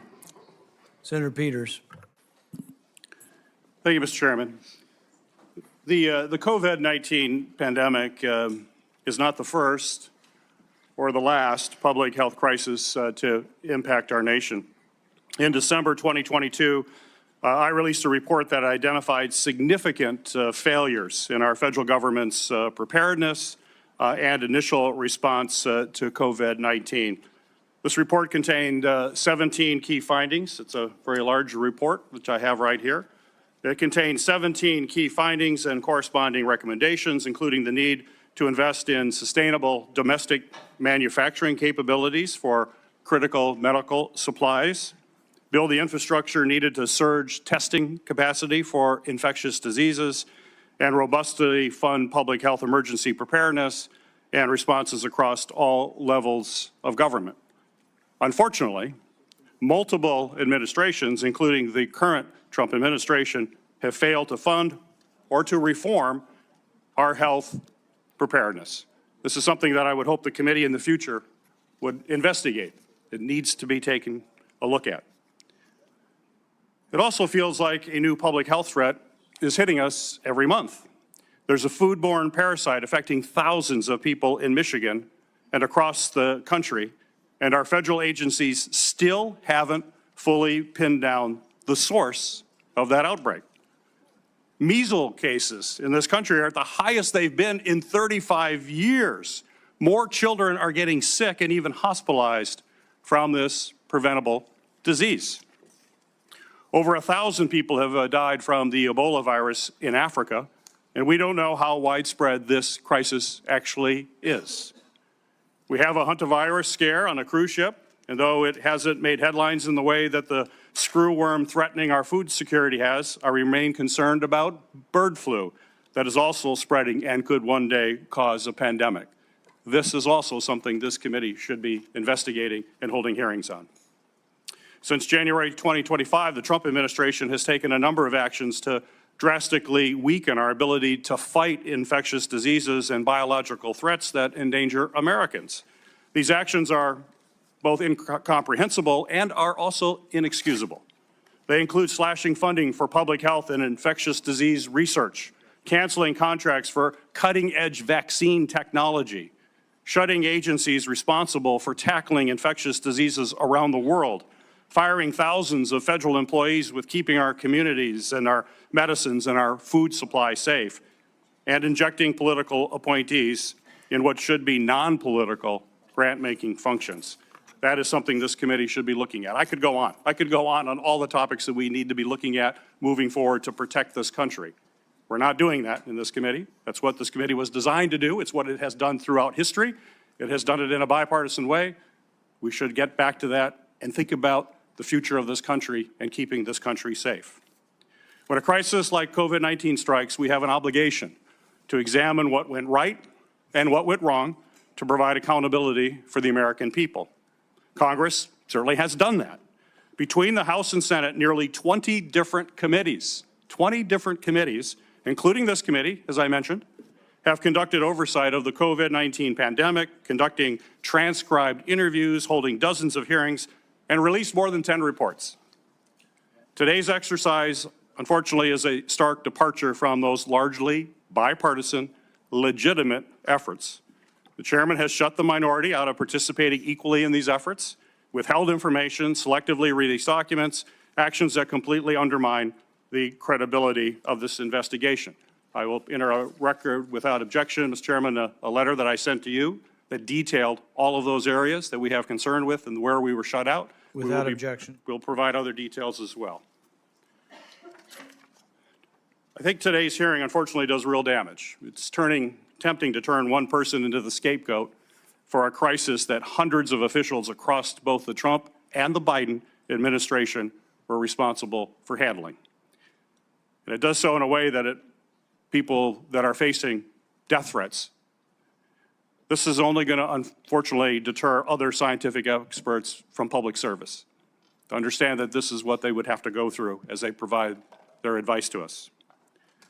We're not going to make our nation safer, and I hope that we can restore by doing these kinds of activities, and I hope that we can restore our legitimate bipartisan oversight that's going to help strengthen our public health and pandemic preparedness and other homeland priorities. That's what this committee needs to focus on. It hasn't the last year and a half. Let's hope it does in the future. Thank you, Mr. Chairman. Senator Johnson. Thank you, Mr. Chairman. Dr. Fauci, I hope the American people listen very carefully to Chairman Paul's opening statement. I think it's a stunning indictment of the actions you've taken that have been so destructive to global health. I certainly understand why you needed a pardon. I certainly understand why, on the advice of counsel, you're not answering any questions, because I think it would be almost impossible for you to answer the questions truthfully without really demonstrating what you did, your culpability, self-incriminating. We have, all of us, has prepared a lot. I've been deluged with questions to ask Dr. Anthony Fauci. There are so many legitimate questions that deserve answers, and now you're not willing to provide those answers. So with my limited time, I'm going to talk about things that my investigation have revealed that have not been adequately answered and, quite honestly, haven't been adequately covered by the legacy media. I'll kind of combine the questions into kind of one, but I certainly, let's put up the last COVID chart. I was warned pretty early on about the dangers of the experimental gene therapy that you've called a vaccine, but it really falls under the definition of gene therapy. So I was going to ask you, were you carefully monitoring the safety surveillance systems like VAERS and vSafe that literally were deluged with complaints? Currently, worldwide, there have been almost 1.7 million adverse events reported to the VAERS system. Of those, over 39,000 were deaths. And of those deaths, 24% occur on the day of vaccination within 1 or 2 days. 24%, which, by the way, just happens to be the same percentage that a Rasmussen poll pointed out the American public believe 24% of the American public believe they know somebody who died of the experimental gene therapy. So again, I was certainly interested in asking you whether or not you were following this as carefully as I was. It was not my responsibility to follow safety surveillance systems, but I did. And by the way, when I published, this is actual government information. When I published it and people had me on their shows, they would be censored by Facebook. They would be deplatformed. I think largely at the behest of the actions you took to make sure that disinformation wasn't spread. This wasn't disinformation. This was the truth. So I was going to ask you whether you knew Dr. Marks. I think you do know him. He's the head of CBER. He's the man who is in charge of approving vaccines and surveilling for the safety. My investigation shows that on March 1st of 2021, less than 3 months after the emergency use authorizations, he was warned by Dr. Anna Scharsman, data mining expert, that the algorithm they were using to analyze VAERS data was going to hide in mass safety signals. 26 days later and 3 months consecutively after that, they did data runs with a new algorithm that unmasked those safety signals. They showed dozens of safety signals, including sudden cardiac death, cerebral artery occlusion, basal ganglia stroke, agonal rhythm, Bell's palsy, and pulmonary infarction. Your diaries now show that you actually suffered pulmonary infarction in, I think, probably June 2021. I was just wondering whether it ever went through your mind that maybe that injection, all those boosters you took, might have caused that. And the question I was going to, and I'll ask this question, were you ever made aware of the fact that Peter Marks was warned that the algorithm was going to hide the safety signals? And were you told that senior FDA officials were given shown dozens of safety signals associated with the COVID injection? On the advice of counsel, I respectfully decline to answer based upon my rights under the Fifth Amendment to the Constitution. Next area I want to go through is in that same month of March 2021, an employee at NIH, Dr. Nath, led a team of researchers who were diagnosing and treating individuals who'd never had COVID but were severely injured by the genetic therapy injections. Dr. Nath told those individuals, stay quiet. We want to make sure that we gather all the information and then release it to doctors so they can treat people like yourself. There was a concerted effort, and I'll enter this into the record. It appears inside NIH to quash Dr. Nath's publishing of that study. It finally was put on a preprint server with telling no one, and I think about May of 2022. I think what's noteworthy about this is Dr. Nath told the injured participants that early treatment, early intervention was crucial for them to be treated. And yet within the NIH, they were questioning what was Dr. Nath doing. They didn't want to publish that because, and I want to take time searching for it, because publishing it would create vaccine hesitancy, which is what we continue to hear time and time again, is the reason they didn't promote they lied about the safety signals they were seeing. Throughout the pandemic, I always pushed early treatment. We've got things in here where, you were really concerned about remdesivir because it was untested, but hydroxychloroquine, yeah, it was an approved drug, maybe some safety issues, but we had a great deal of experience with it. All of a sudden, you had the Surgisphere study that was retracted within 2 weeks because it was completely false, totally blew up the use of hydroxychloroquine. And then when it comes to ivermectin, which, by the way, because I was contacted by so many people, I referred them to doctors who actually had the courage and compassion to treat vaccine-injured individuals. It works.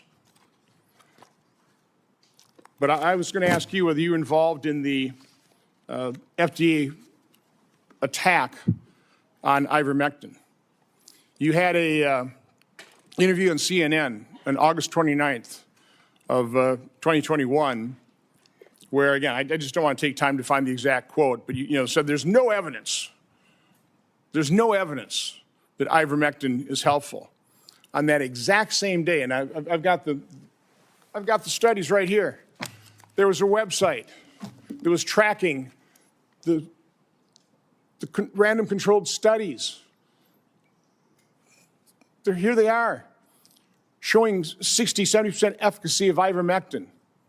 The same day you say there's no evidence, there was all kinds of evidence. Loved ones had to go to hospitals, had to sue hospitals. Just, would you try it?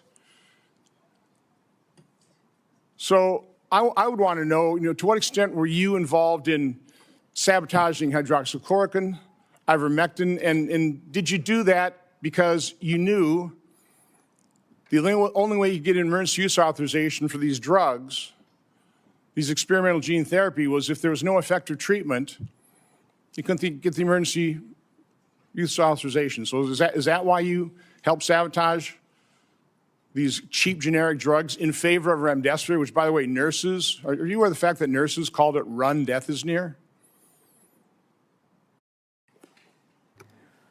On the advice of counsel, I respectfully decline to answer based upon my rights under the Fifth Amendment to the Constitution. But let me end on this note, because this just came to light. We've got 11 million pages of documents. We also have other people who were in the room. But now you actually lied to your own diary. On March 27, 2020, you wrote in your diary, "To my surprise yesterday, the POTUS sent a letter to governors outlining a plan to reopen county by county while monitoring the spread of virus in low-risk counties. This was half-baked and never shown to Deb or I before it was sent out." So we have evidence that, in fact, you were fully aware of it and certainly approved it, if not authored it. So I was just simply ask you, is that true? Did you literally lie to your own diary? Did you know of that letter sent out to governors about reopening county by county? And again, Mr. Chairman, I'd ask you to ask the witness to just answer that one simple question.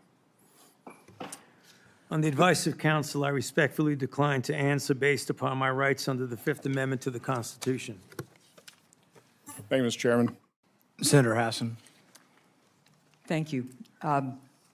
Dr. Fauci, I want to start by thanking you for more than 50 years of service to this country at the National Institutes of Health.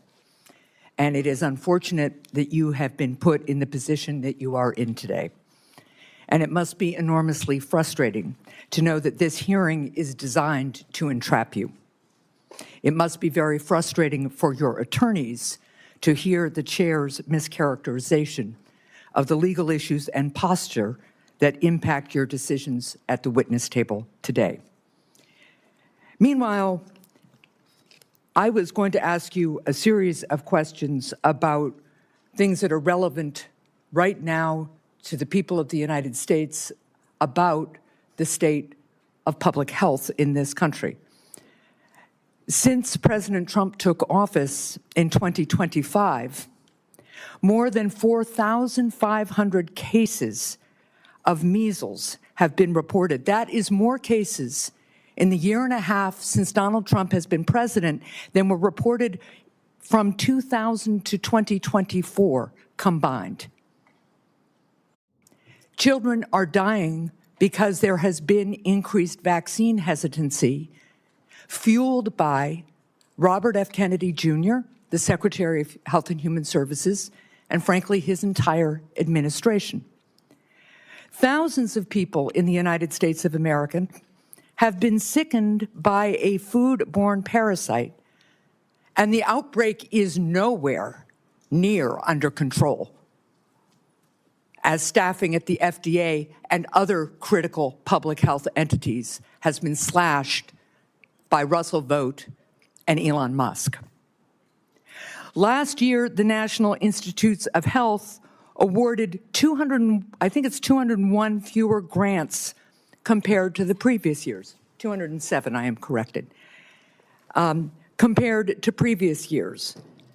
As those grants were either canceled or delays, especially at the beginning of the Trump administration, I can tell my colleagues what the impact was on people in New Hampshire, on scientists in New Hampshire, on clinical trials in New Hampshire where people's cancer treatment was interrupted because Elon Musk and Russell Vought know better,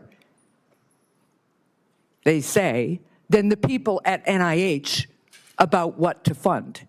And because they did some sort of word search, it seems, for some of the grants, and boy, oh boy, if you were studying rural health in New Hampshire and trying to understand how to better engage people who need health care in rural America, that was off the table. America is losing researchers and scientists to other countries because researchers and scientists, highly trained, highly qualified, invested in often by the American taxpayer, are finding the hostility from this administration so strong that it interferes with their science, and they want to pursue science wherever that science takes them. I also sit on the Health, Education, Labor, and Pensions Committee. We have had a number of hearings with nominees recently to fill critical spots. One of those nominees is Dr. Erica Schwartz, a brilliant woman, medical degree, biomedical engineering degree. I think she also told us she has a law degree and a master's in public health. She was a two-star admiral in the United States Navy, an experienced doctor. And yet, when I asked her if she would push back at Secretary Kennedy, if he instructed her to suspend the promotion of the flu vaccine as he did at some point in the last few months, there's an email to prove it, she couldn't answer that question. She either could not, would not, or had been bullied into evading a question about whether she, as the director of CDC, would stand up to Secretary Kennedy, the most unqualified Secretary of Health and Human Services this country has ever seen, and more than unqualified, somebody who pursues conspiracy theories, degrades people with disabilities, and continues to promote disproved science. That's the state of healthcare and public health in this country right now, not to mention the $1 trillion or so of cuts to the Medicaid program that is decimating healthcare in my state and decimating it around the country, not to mention the refusal of my colleagues and this administration to extend critical tax cuts for people who are trying to afford insurance on the Affordable Care Act. I just was at one of my community health clinics, and they are reporting fewer and fewer people coming in for care, disrupting care because they can no longer afford health insurance. And that is impacting, of course, the revenue stream to the community health clinic, their ability to hire and pay people, their ability to take care of their community. That's what I wish we were having hearings about in this committee and in the Health Committee. That's what I wish we were trying to address in a bipartisan way. But instead, we are here in an attempt to entrap you because you had a distinguished career trying to put Americans' public health first. With that, I yield. Senator Lankford. Mr. Chairman, thank you. Dr. Fauci, thanks for coming today. I know you're invoking your Fifth Amendment right, which you have the right to be able to do constitutionally, but thanks for coming and be a part of this. There are a lot of issues and a lot of questions that have come up, and hopefully in some day in the future, we'll be able to get all this clarity to be able to pull together. There were over 1 million Americans that died from COVID. You know that well. You were tracking the numbers literally every single day, those affected and those that died from the earliest days. There are a lot of lessons that we've got to learn from this, that we should put into history to be able to determine what happens in the future. How do we respond in the future? How do we deal with something like this again? It was uncharted territory for everyone. But I would tell you, countless families, including my own, watched a loved one die behind glass or through a screen because we couldn't get access to them. Children couldn't get to school. People missed their prom or graduation ceremonies. There were lots of things that happened that dramatically changed the future of the country.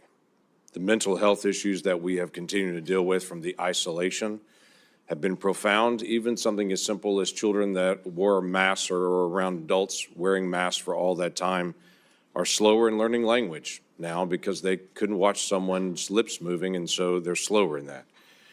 Amazingly enough, churches and places of worship were forced to be closed down. There were even churches that met where the pastor preached in the parking lot and the congregants all met in their cars with windows up, and police came and scattered them and said, "You can't be here."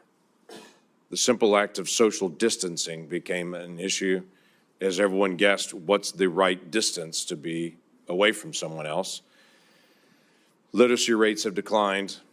All these things are results, not to mention the loss of lives and the health experiences that have been out there for many Americans. So there are legitimate questions. I wanted to be able to raise some of those, to be able to walk through some of this, because it has been very, very challenging. As we've gone through some of your notes and your diary and other things that are out there, we're trying to be able to pull bits and pieces of things to be able to learn lessons. On May the 6th, 2020, you wrote at that time, I had a conversation with Robert Redfield, who, as you know well, was then the director of CDC, about the fact that greater than 1 million children worldwide have missed their measles vaccination because of the shutdown. You stated, this is terrible and needs to be addressed, since on that basis alone, there would be far more excess deaths from measles among children than coronavirus deaths among children. I need to bring this up to the TF, the task force. Did you ever have an opportunity to bring up the potential of measles deaths among children and an infection rate going around the world from measles based on the fact that so many children would not get their measles vaccine because of the shutdown? I'm sorry, Senator, but on the advice of counsel, I respectfully decline to answer based upon my rights under the Fifth Amendment to the Constitution. That is your right to do. One of the big issues that's really coming up is on the lab issue. This was greatly discussed about whether this came from a lab or whether this came from nature. There are obvious issues and differences between the two to be able to know this. You had a lot of conversation on this. Scientists around the world were in conversation on this. There were different statements that you even made in your private notes and your public notes on it. In January the 26th of 2020, this is before we had our first tragic death of coronavirus in the United States, You wrote, it now appears using epi data that the genomic data, the first infection was in early December and was not connected to the market, which was the big rumor that was out there, is this wet market in China. We know the market was not the source, it was the amplifier. On January the 31st, you wrote about a phone call. You wrote, the people on the phone felt the mutations around the furin cleavage site of the spike protein could not have occurred naturally, since it would require an evolutionary jump that they found nowhere in bat isolates. They bring up the possibility this could have been deliberately inserted and either accidentally released or deliberately released by a crazy person in the lab, the former being the most likely. February the 1st, same year, 2020. This is, again, still before our first death. There was not total agreement about the likelihood of deliberate insertion. Ron said he was sure that this could occur naturally and we should not waste our time and divert our effort to pursue this. This is expected of him since he was the original gain-of-function person with Yoshi. Also, Christian was with Ron. The rest felt deliberate insertion was possible, and given the fact that Dr. Jingling Shi at the University of Wuhan has been working for years in gain-of-function in coronaviruses to allow adaptation of the spike protein to bind to the human ACE2 receptor, we could not let this go. That's a remarkable statement for February the 1st of 2020, when there hadn't even been the first death here, but we knew something was moving. You knew well that something was moving. You identified February the 1st before any of us had ever heard of the Wuhan lab, not only the Wuhan lab in the conversation, but literally the scientist that you named in your own notes, the lead scientist that was there. It's interesting to me on that, and the questions I was going to ask you was just your background and knowledge about the Wuhan lab and Dr. Shi and all the details. I'm aware of where you have been on trying to be able to plead your Fifth Amendment right, which is your right to be able to do. But I also want to be able to find out some facts to be able to help us for the future on this. The Lawrence Livermore National Laboratory in May of 2020 put out a classified document that has only been recently unclassified on this, that had this statement: we assess all the necessary conditions for an accidental release of a laboratory-modified coronavirus, specifically a coronavirus adapted to recognize human cell receptors, were present at the Chinese Wuhan Institute of Virology in mid to late 2019. Now, the question that I had for you is, this is May the 27th of 2020. This is the report that most people will see, is this. I have clearance. I serve on the Intelligence Committee. I've actually read this complete document unredacted. My concern is, were you given the ability to see this document unredacted? Based on your position, were you able to see this and to be able to get this information? I could see it, and I know what's here. Everybody else just has their conclusion at the beginning of it, not this. My question to you was going to be, did you have access? Because it's important for the future that people in your position do have access to this kind of information and insight. Is there any way you could answer that question? Were you able to give access to this data? On the advice of counsel, I respectfully decline to answer based upon my rights under the Fifth Amendment to the Constitution. You wrote on January the 26th of 2020, we should be allowed to send our CDC epidemiologists to China to work with them so they could see the data firsthand. You also wrote in February 12th, 2020, that you had great concerns about the World Health Organization because it depends greatly on China and, as you stated, often bows to them. Now, this is a really important issue that we've got to resolve for the future. It's not just our cooperation with Chinese scientists, it's our acknowledgement that China covered up their data, wouldn't allow our scientists to be able to come in. They cleaned up the wet market. They cleaned up the other areas. They wouldn't allow you to get access to all the other scientists who are there, including their health records, what happened to them, or even all the sequencing that they had done in advance. For the future of our research and our cooperation with any scientist around the world, I think it's really important that we resolve, if we're going to fund research and cooperate with you, we've got to have certain things from you. If things go sideways, we've got to have access to all information in all places. You were noting not only that China was affecting the World Health Organization and that China was bending them to their will. And so the World Health Organization was putting out data that you saw, at least at that point, as being from a Chinese perspective, covering up what was going on. But you also noted we weren't able to get access to all this information. We've got to be able to figure this out for the future to be able to make sure that research that is done, we have access to all information. If something goes sideways at some point, which clearly it did at the Wuhan Institute of Virology, and that being, as was noted by many people, the only lab in the world that was doing research like this that had a lower standard of actually their security standards there than many other labs around the world, yet they were doing this very dangerous research. What can we gain, and what advice could you give us to say in a future setting, we've got to make sure that we actually get information from people and we can be guaranteed that we're going to get that insight? Yes, sir. On the advice of counsel, I respectfully decline to answer based upon my rights under the Fifth Amendment to the Constitution. I yield back. Senator Blumenthal.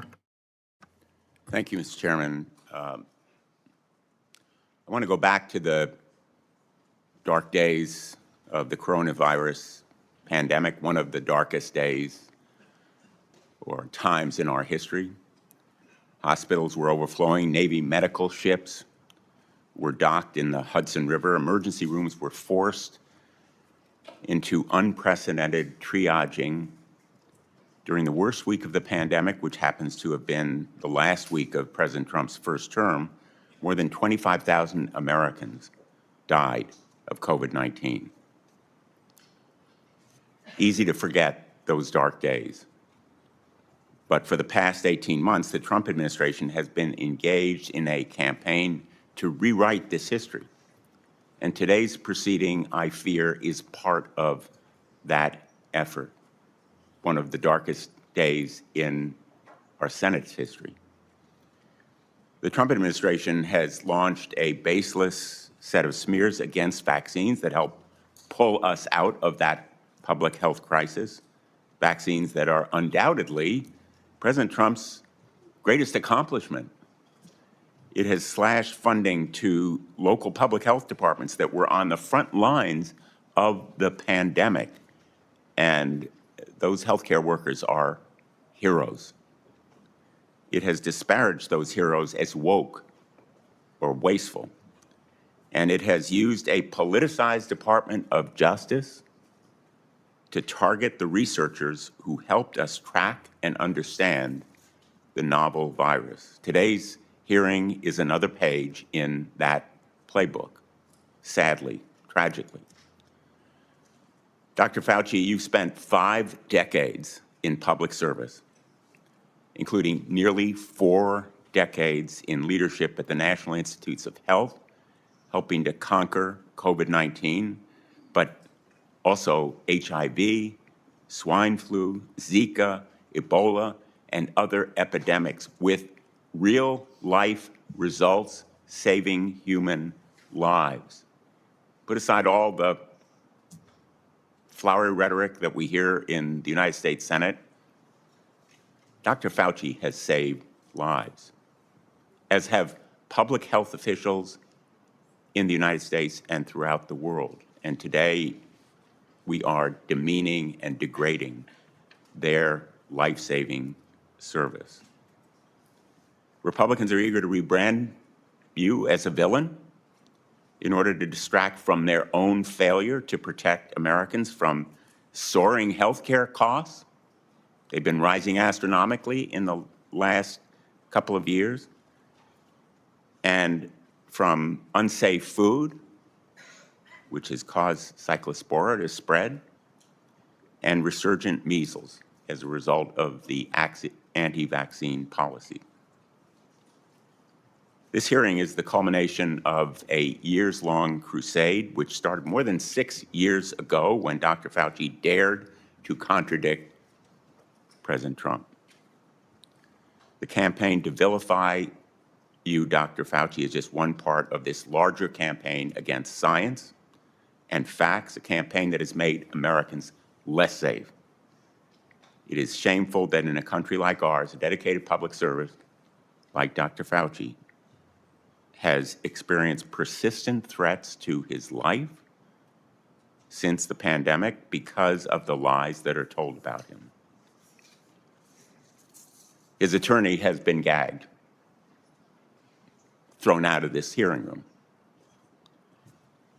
But he has written a letter to the chairman that is an explanation for the reasons why Dr. Fauci is, in fact, invoking his constitutional right. It is a right.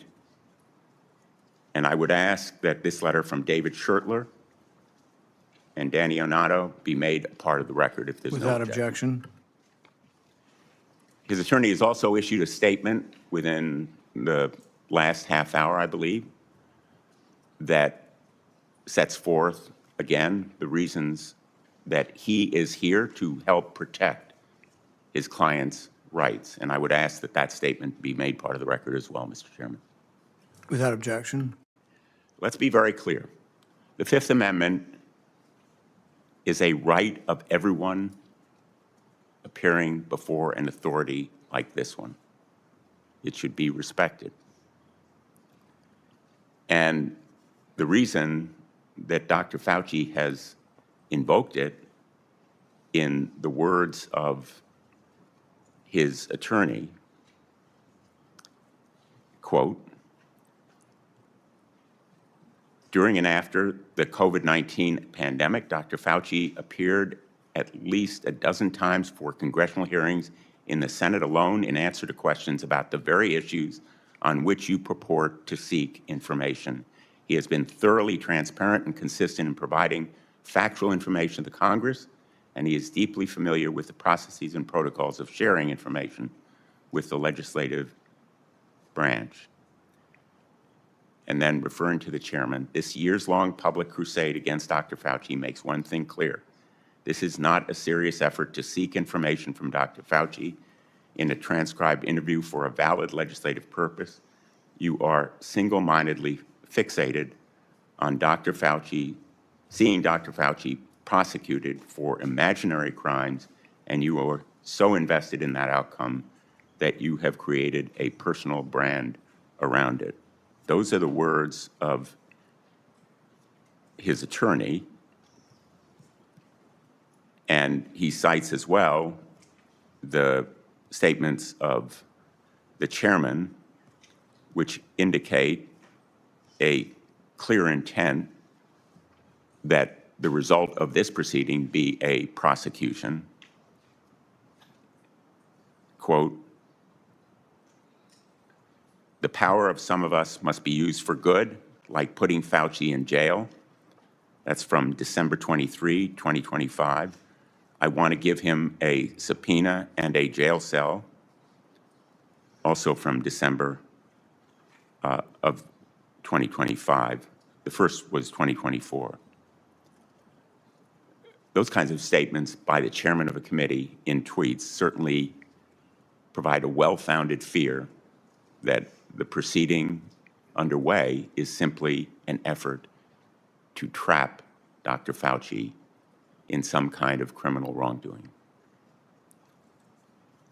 That is not the purpose of a congressional hearing, not the valid purpose of a congressional hearing. During some of the dark days in this body, under Senator Joe McCarthy, it became standard operating procedure to seek that kind of prosecutorial objective. We should not be part of a rerun of that kind of effort. This attempt to rebrand one of the most challenging times in our nation's history is a short-sighted act of desperation that will leave us less prepared for the next pandemic. It is an insult to the memory of more than 1 million Americans who died from COVID-19. If there are valid scientific questions about the origins of this pandemic, COVID-19, about the kinds of steps that were taken to counter it, about the need for more preparation, they should certainly be addressed. but not in a show trial, not as part of a continuing vendetta against a single individual. And unfortunately, I fear that is what we are seeing today. America deserves better. Thank you, Mr. Chairman. In no courtroom in America can you have your witness plead the Fifth Amendment, then your attorney gets to testify. That's what that letter is. The attorney's complaining and testifying, saying, he didn't do it, the prosecution's unfair. You don't get to do that. That's one thing you give up when you take the Fifth Amendment. You say, I'm not going to testify. I'm not going to give you any information. You don't then get to put your lawyer forward to justify it. He can do it in the press, but you can't come and testify. He was not invited to testify, and he was out of order, and it was appropriate to have him injected. Senator.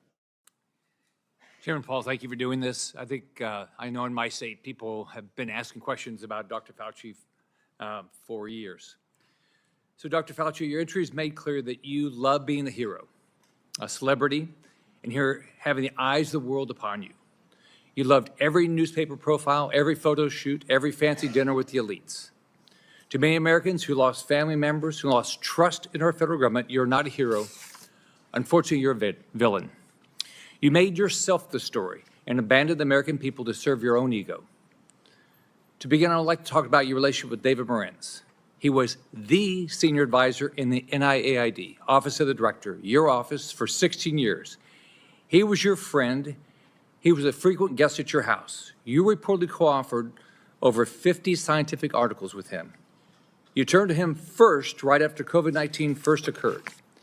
Earlier this year, the Department of Justice charged him with conspiracy against the United States, in addition to other charges as part of a conspiracy to conceal information and falsify records to suppress alternative theories about the origins of COVID-19. Now, you've publicly kicked this man to the curb, saying, Dr. Morenz was not an advisor to me on institute policy or other substantive issues. So let's start with the use of personal Gmail accounts and David Morenz's relationship with Peter Daszak. David Morenz tells Peter Daszak, president of Equal Alliance, and you've got this in front of you, it's Exhibit 1, and it's already in the record as part of this. It says, quote, P.S. I forgot to say that there is no worry about FOIA. I can either send stuff to Tony on his private Gmail or hand it to him at work or as house. He is too smart to let colleagues send him stuff that could cause trouble. Dr. Fauci, did Dr. Morenz's relationship with Peter Daszak concern you? Yes or no? On the advice of counsel, I respectfully decline to answer based upon my rights under the Fifth Amendment to the Constitution. Did David Morenz ever bring documents to your house? On the advice of counsel, I respectfully decline to answer based upon my rights under the Fifth Amendment to the Constitution. Did you ever receive a text about your work at NIAID to your personal cell phone? On the advice of counsel, I respectfully decline to answer based upon my rights under the Fifth Amendment to the Constitution. Did any text about your work at NIAID that went to your personal cell phone ever become part of federal records? On the advice of counsel, I respectfully decline to answer based upon my rights under the Fifth Amendment to the Constitution. Did you maintain a personal email account while serving as director? On the advice of counsel, I respectfully decline to answer based upon my rights under the Fifth Amendment to the Constitution.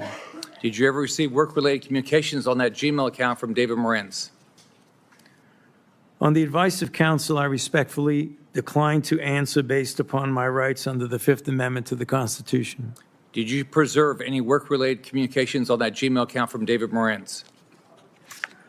On the advice of counsel, I respectfully decline to answer based upon my rights under the Fifth Amendment to the Constitution.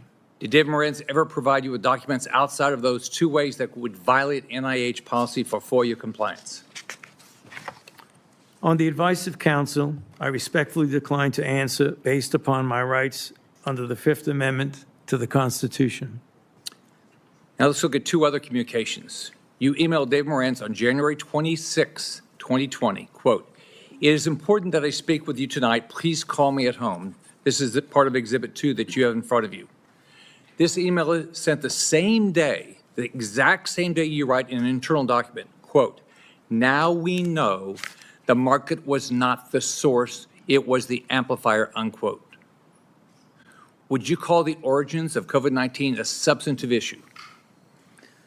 On the advice of counsel, I respectfully decline to answer based upon my rights under the Fifth Amendment to the Constitution. Did you discuss COVID-19 origins with Demorans on this phone call?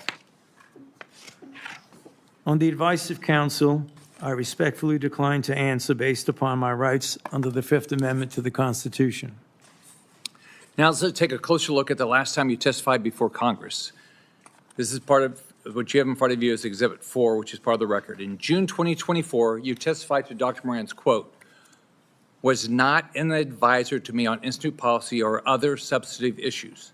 Furthermore, his office is located in a different building from that of the NIAID director, unquote. Is that still your testimony today? On the advice of counsel, I respectfully decline to answer based upon my rights under the Fifth Amendment to the Constitution. So today, under oath, your testimony remains that Dr. Moran's was not an advisor to you on institute policy or substantive matters. On the advice of counsel, I respectfully decline to answer based upon my rights under the Fifth Amendment to the Constitution. Now, I've got Exhibit 5, which you have in front of you. On October 24, 2021, David Morans texted you to provide information about and advocate for the controversial EcoHealth Alliance grant. You thank him and tell him you will check the information. Would you agree that this shows an advisory relationship between David Morans and yourself? On the advice of counsel, I respectfully decline to answer based upon my rights under the Fifth Amendment to the Constitution. Would you agree that you two were discussing a substantive issue? On the advice of counsel, I respectfully decline to answer based upon my rights under the Fifth Amendment to the Constitution. If documentary evidence establishes that Dr. Morans advised you regarding EcoHealth Alliance, COVID origins, or grant policy, then your June 2024 testimony would have been inaccurate, correct? On the advice of counsel, I respectfully decline to answer based upon my rights under the Fifth Amendment to the Constitution. Is there any document in your possession today that would contradict your prior congressional testimony? On the advice of counsel, I respectfully decline to answer based upon my rights under the Fifth Amendment to the Constitution. Have you deleted, destroyed, or instructed anyone to destroy records after learning Congress is investigating these matters? On the advice of counsel, I respectfully decline to answer based upon my rights under the Fifth Amendment to the Constitution. Are you aware of anyone who did? On the advice of counsel, I respectfully decline to answer based upon my rights under the Fifth Amendment to the Constitution. As you know, Dr. Morans now faces charges related to destroying records while you distance yourself from him. Is that fair to a decades-long friend? On the advice of counsel, I respectfully decline to answer based upon my rights under the Fifth Amendment to the Constitution. When is the last time you spoke to him? On the advice of counsel, I respectfully decline to answer based upon my rights under the Fifth Amendment to the Constitution. In hindsight, are you disappointed in how you handled COVID? Do you have any regrets? On the advice of counsel, I respectfully decline to answer based upon my rights under the Fifth Amendment to the Constitution. Dr. Fauci, I want to close with this. Here's how you impacted my family and people close to me.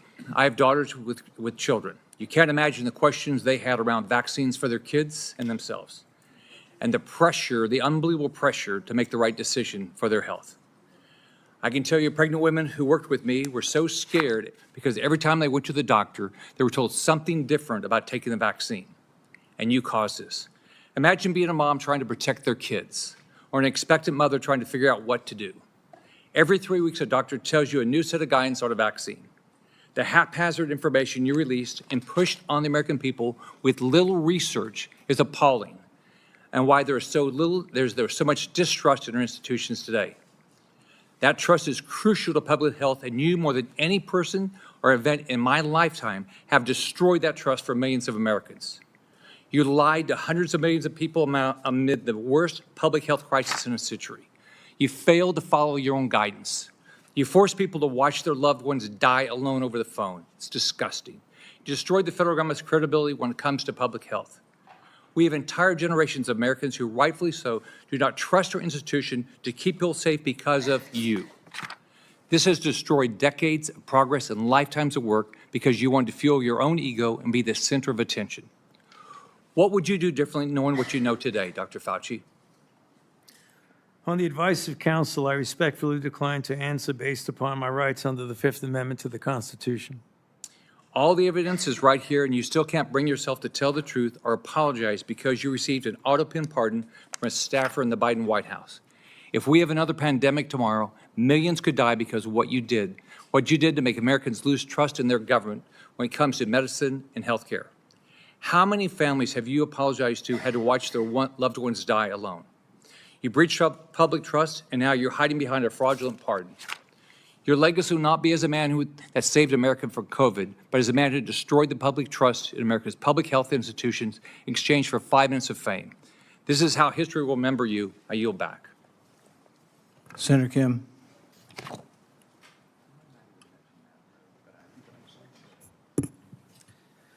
Thank you, Dr. Fauci, for coming on out in front of this committee. I know it's not what you would want.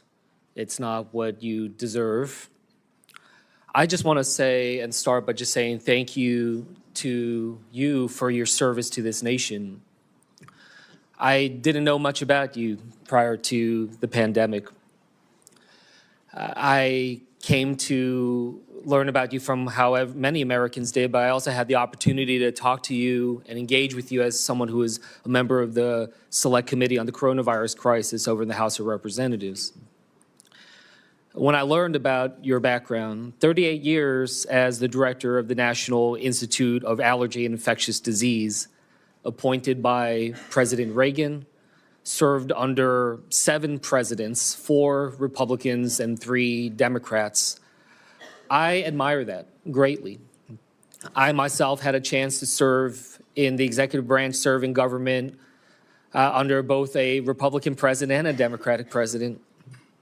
And I believe that we need more of that type of work, a place where we can understand our jobs not as coming from a place of partisanship and politics, but that of just public service. And right now, I feel the hyperpartisanship growing in this country in dangerous ways. I feel it much more present here on the Hill than I did back when I served as a nonpartisan career public servant at the State Department. And I worry about it. I worry about what kind of trajectory we're on as a country and what this causes when it comes next for public service and those willing to step up for our nation.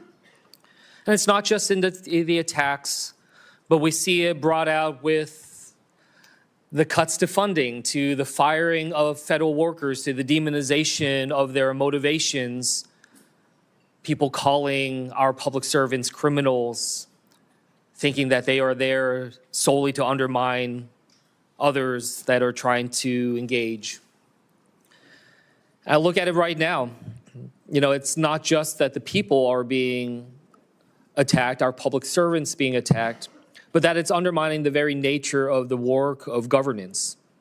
You know, these cuts to HHS funding, to NIH funding, to the grants, cuts to the researchers doing the critical work to find cures and medicines. These firing and these cuts, they're creating a chilling effect, honestly, a chilling effect for the next generation of people who might consider stepping up to serve our nation, to be the next generation of researchers who now are wondering whether or not this is the right thing for them to do at a time when they see some of their colleagues or those that they looked up to being attacked, their funding being cut. Researchers that I talked to who are now either leaving the country or considering leaving the country to do their work because of the sheer unpredictability of America. That this nation so great, so powerful, has now been crippled with this sense of unpredictability and unreliability. That is not the type of country that I hope we strive to be. I've raised this because these attacks upon Dr. Fauci, it's not just about him. It's sending signals to others who are thinking about serving our country, our scientists, our doctors, our healthcare professionals, our researchers. Trying to show to them that if you don't get in line with the politics, that you will also potentially be subject to attacks. And from the work that he has done, from HIV/AIDS to Ebola to COVID, we've seen him try to engage in these crises. They're not easy, especially when it's a novel disease, when you don't know what comes next, a lot of unknowns, having to make decisions without the full breadth of knowledge we always wish we had in hindsight. But there is nothing perfect, no perfect clarity when it comes to pandemics, when it comes to crises. I worked in national security and wars and crises. I made judgment calls, gave my best advice to generals, to ambassadors, even to a president. Did I get it all right? No. Did I do my best? I did everything I thought I could with the information that I had. The public servants, they do this work because they love this country and that they strive to improve it. It's not an easy job, but it is because there is so much at stake in our country. But these public servants do it because they are in the arena. I just want to end by just reading a portion of this because I think it's important as we're thinking about how to be able to treat public servants through this country, to think through this. And in the words of Teddy Roosevelt saying, it's not the critic who counts, not the man who points out how the strong man stumbles or where the doer of deeds could have done them better. The credit belongs to the man who is actually in the arena, whose face is marred by dust and sweat and blood, who strive valiantly, who errs but comes short again and again, who spends himself in a worthy cause, who at the best knows in the end the triumphs of high achievement, and who at the worst, if he fails, at least he fails while daring greatly, so that his place shall never be with those cold and timid souls who neither know victory nor defeat. Thank you for your service, Dr. Fauci. I yield back. Senator Hawley. Thank you, Mr. Chairman. Well, nothing says honesty like taking the fifth, huh, Doc? Let's try something. What day of the week is it today? On the advice of counsel, I respectfully decline to answer based upon my rights under the Fifth Amendment to the Constitution. What color tie are you wearing? On the advice of counsel, I respectfully decline to answer based upon my rights under the Fifth Amendment to the Constitution. What color's the carpet in front of you? On the advice of counsel, I respectfully decline to answer based upon my rights under the Fifth Amendment to the Constitution. Let's just get one thing straight. You don't have any rights under the Fifth Amendment because you've been pardoned, as you very well know. As the Supreme Court has been clear for a century and more, Brown versus Walker, 1896, when he has been pardoned, he may not stand upon his privilege. You know that. Your lawyers sitting behind you now shifting nervously in their chairs, they know it. This isn't about the Constitution. This isn't about the law. This is about contempt. Contempt for this body and contempt for the American people. But I think I know why you're doing it. It's because you don't want to answer questions. It's because you did all kinds of terrible things. It's because during the pandemic you got rich, didn't you? You got rich while people were dying, hundreds of thousands of Americans, over 1 million in the end, and you were getting rich. And not only were you doing that, you were using federal employees with taxpayer money to apply for and solicit cash prizes for you personally, cash prizes totaling over $1 million. You did all of that during the pandemic, didn't you? That's a question. On the advice of counsel, I respectfully decline to answer based upon my rights under the Fifth Amendment to the Constitution. You remember Greg Folkers? Who was that? On the advice of counsel, I respectfully decline to answer based upon my rights under the Fifth Amendment to the Constitution. Your chief of staff is the answer. Do you remember Patricia Conrad? Who was that? On the advice of counsel, I respectfully decline to answer based upon my rights under the Fifth Amendment to the Constitution. She was your personal assistant. And what were these individuals doing in the depth of the pandemic in November of 2020 when millions of Americans were suffering from COVID? What were they doing? I tell you what they're doing. Folkers was on your behalf soliciting and gathering information for a cash award. Let's look at it. We've got his email right here, right over my shoulder. Folkers says, I'm working on this nomination for the Dan David Award for Fauci. We need to beef up the COVID part. Do you have language in the can that you could share that delineates how we responded in new ways to COVID. He sends this to multiple federal employees. What was the Dan David Award? Do you remember, Doc? On the advice of counsel, I respectfully decline to answer based upon my rights under the Fifth Amendment to the Constitution. It was a $900,000 cash award. $900,000 cash award. And he got it because he used federal employees to get it. And this wasn't the only award, was it, Dr. Fauci? In fact, you applied for and received at least 8 other federal cash prizes on federal time using federal employees and federal resources. Here they are over my shoulder. Besides the Dan David Award, you've got the Partnership for Public Service, you've got the Adelson Prize, you've got the Smithsonian Award, you've got the National Academy of Medicine's Award, you've got the CDC Foundation. In fact, you turn your staff into a full-time application machine. You actually wrote to people and said, do you think maybe I'd qualify? And you got cash for all of this.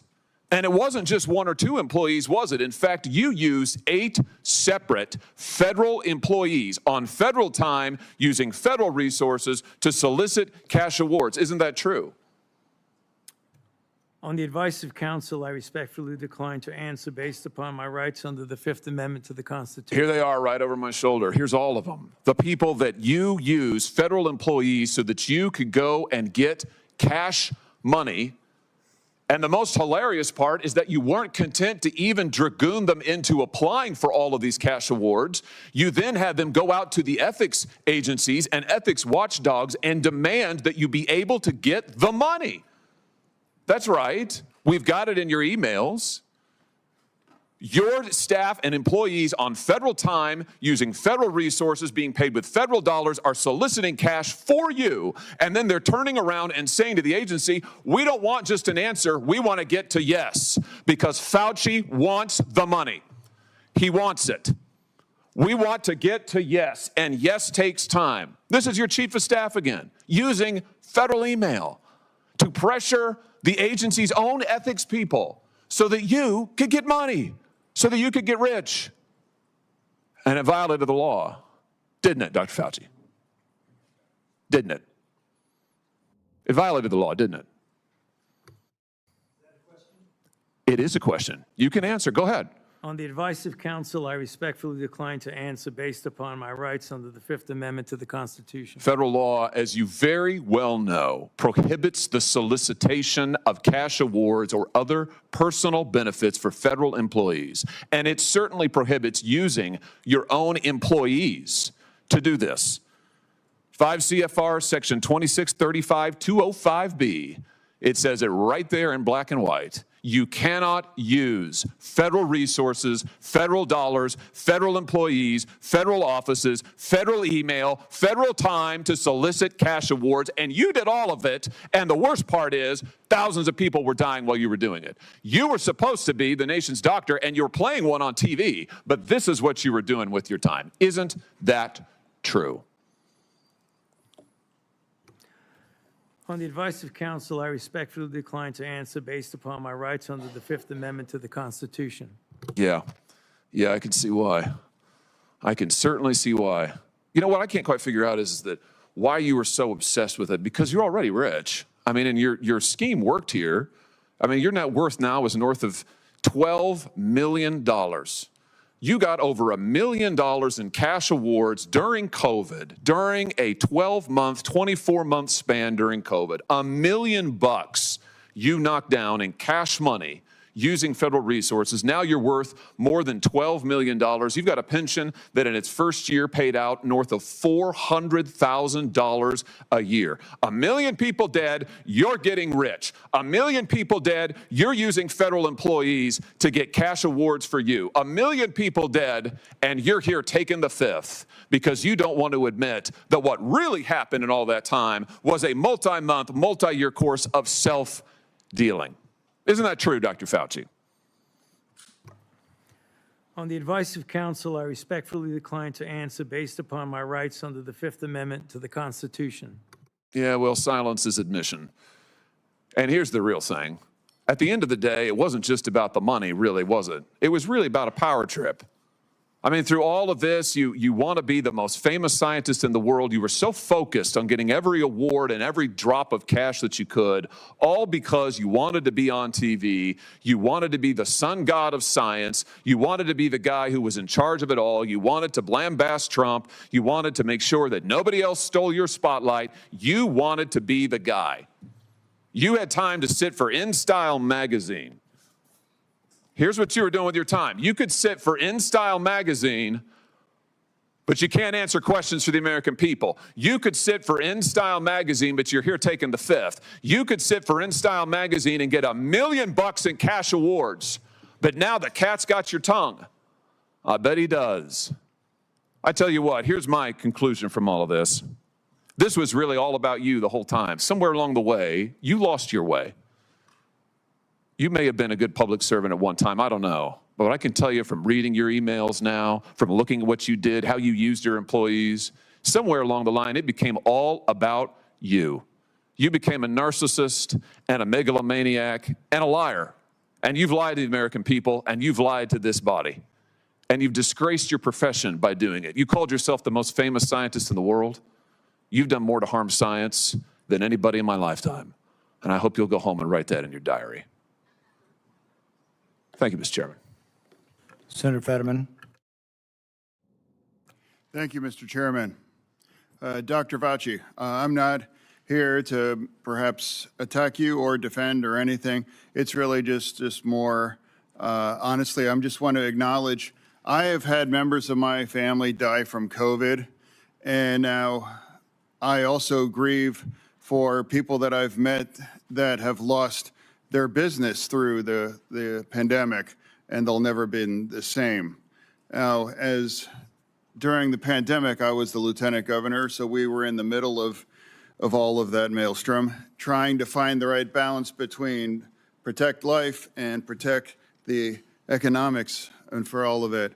And I'm not sure if we got it all right or wrong, but without a doubt, I can continue to question myself. But one that it's not about much more your regrets, but I have one, and that is early on that there was the theory that the virus could have emerged from the lab.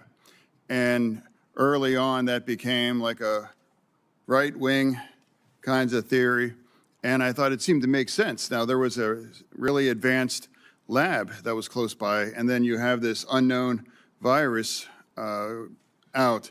So, but that became a very partisan thing, and now it seems now it's more and more emerging theory that would have come from the lab. Now, I think that the next time our nation's facing something like this, we are not become, as I might have been, blinded by the partisan idea that maybe the truth might come from a side that's different than you are. But I think we should really be willing to pursue truth, no matter where that may have emerged, after for all of that. So, and I now cede the remain back to the chair. Thank you. Senator Moreno. Thank you, Mr. Chairman. And I will echo Senator Johnson's comments about your opening statement, Mr. Chairman. I think it was dead on. Very, very well done. Mr. Fauci, do you know who David Schertler is? On the advice of counsel, I respectfully decline to answer based upon my rights under the Fifth Amendment to the Constitution. Fifth Amendment of the Constitution. What does the Fifth Amendment of the Constitution say?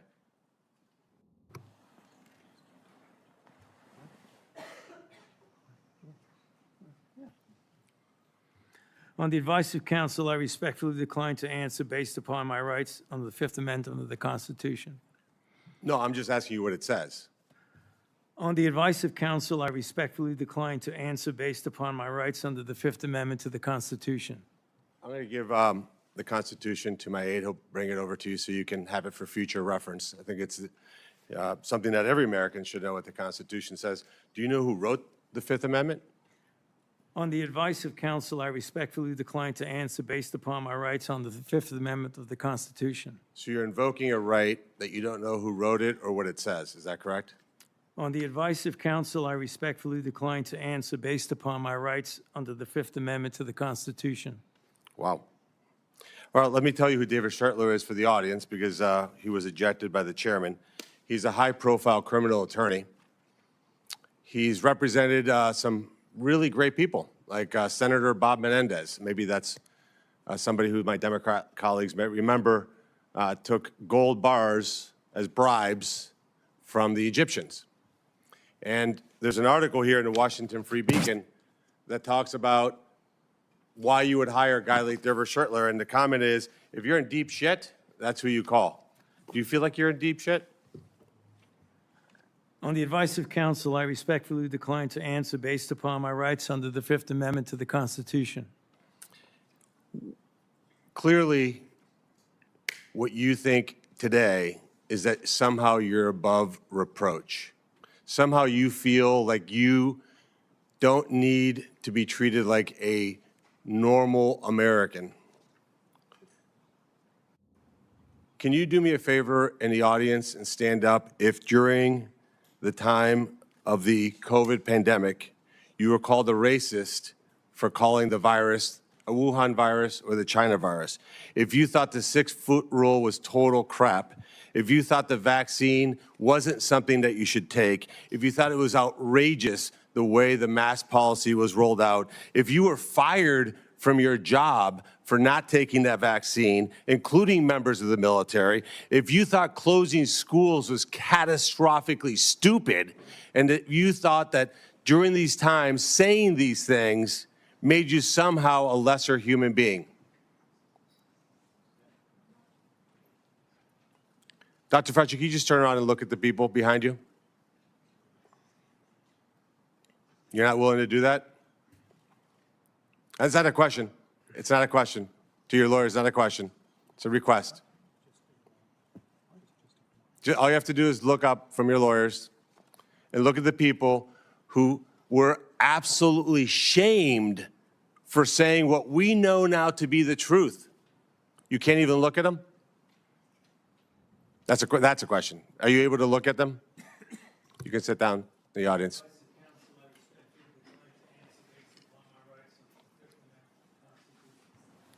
There was a mom in Ohio during the depth of the coronavirus pandemic, decided to go to her high school football game for her son. They hadn't been out much.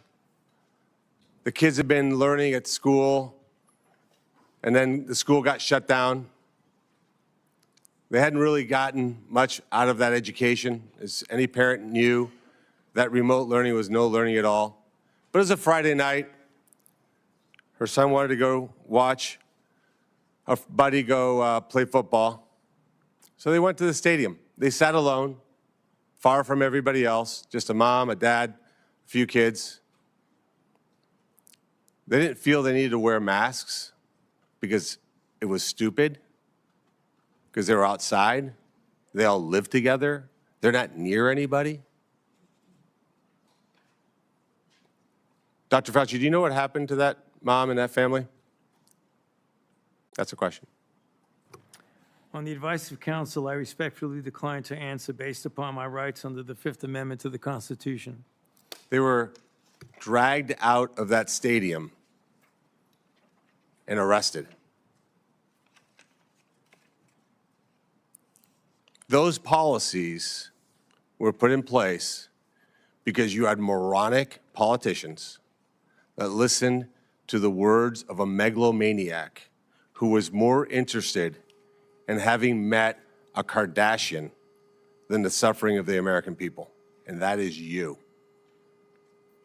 Your advice to communities like that, to idiotic politicians who enforce those rules, arrested that mom for watching a football game with her own family outside. When that story broke, I said to myself, I cannot stand idly on the side and watch this happen. It was about 6 years ago today that I decided I'm going to give up my businesses, sell them all, run for office, run for the United States Senate. Here I am sitting in front of you 6 years later saying, who the fuck do you think you were for doing that?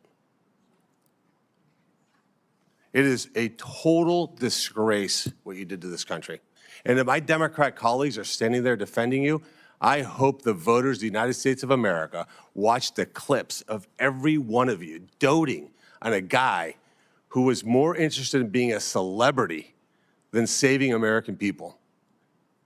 I will make it my mission to make certain that every single one of those Democrats who did that will see that clip over and over and over again. Because there is no defense of what you did. You may have had a 50-plus year legacy of public service, but it ends in total and complete disgrace. So let me ask you an opportunity to answer one question. Will you apologize, just apologize, to the people who you harmed through your actions? Will you say, do you have the dignity to just say you're sorry? On the advice of counsel, I respectfully decline to answer based upon my rights under the Fifth Amendment to the Constitution. So you won't apologize to the military members who Joe Biden summarily dismissed from the military for not taking the vaccine? On the advice of counsel, I respectfully decline to answer based upon my rights under the Fifth Amendment to the Constitution. Will you apologize to the business owners that lost their business, shattered their lives, and they'll never recover? On the advice of counsel, I respectfully decline to answer based upon my rights under the Fifth Amendment to the Constitution. Will you apologize to the moms who had to force their infant children, 2, 3, 4-year-olds, to put masks on, and what that did and how that traumatized those kids?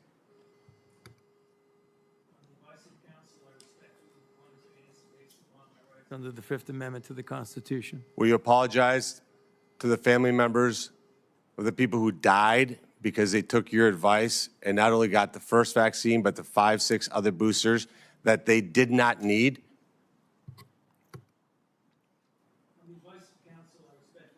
To answer based upon my rights under the Fifth Amendment to the Constitution. Will you apologize to that mom from Ohio for being arrested for watching a football game with her family?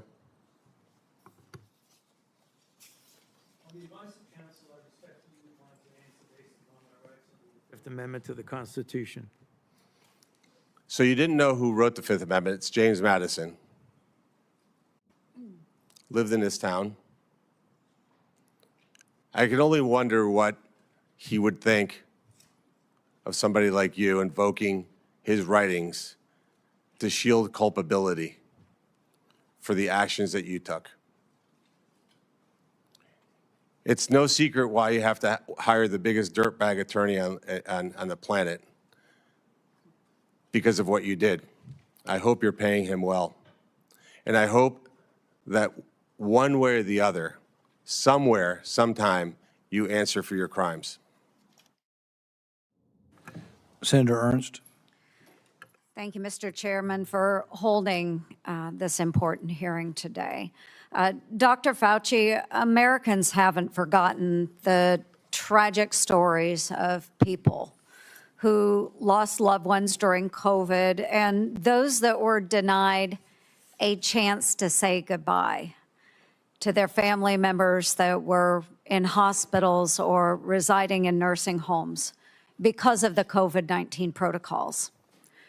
Americans haven't forgotten the mandates, the adverse reactions to vaccines, the government misinformation, social media censorship, hotlines to tattle on their neighbors, the forced school closures, the tragic rise in suicides, or those businesses that were forced to close during lockdowns.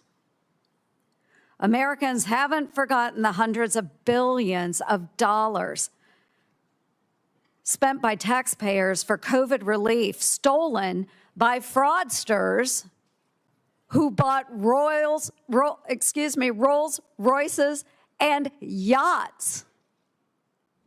These were taxpayer dollars.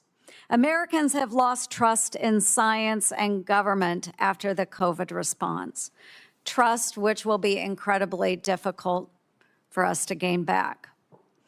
Dr. Fauci, you said that the science was evolving and that your recommendations evolved with it. But Americans remember you as the public face of the coronavirus response. As one of the nation's most trusted voices, you urged policies you said were absolutely necessary, even when those policies came at an enormous human and economic cost.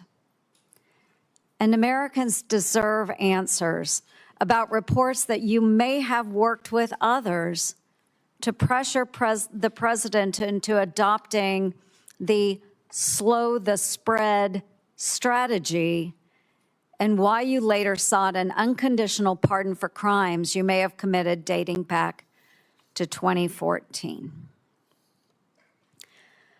Dr. Fauci, in 2022, you had a taxpayer-funded salary of $480,000 a year. You were, in fact, the highest paid federal employee in the entire federal government, even making more than the NIH director and the President of the United States. According to now public documents, that was due in large part to your work on biodefense.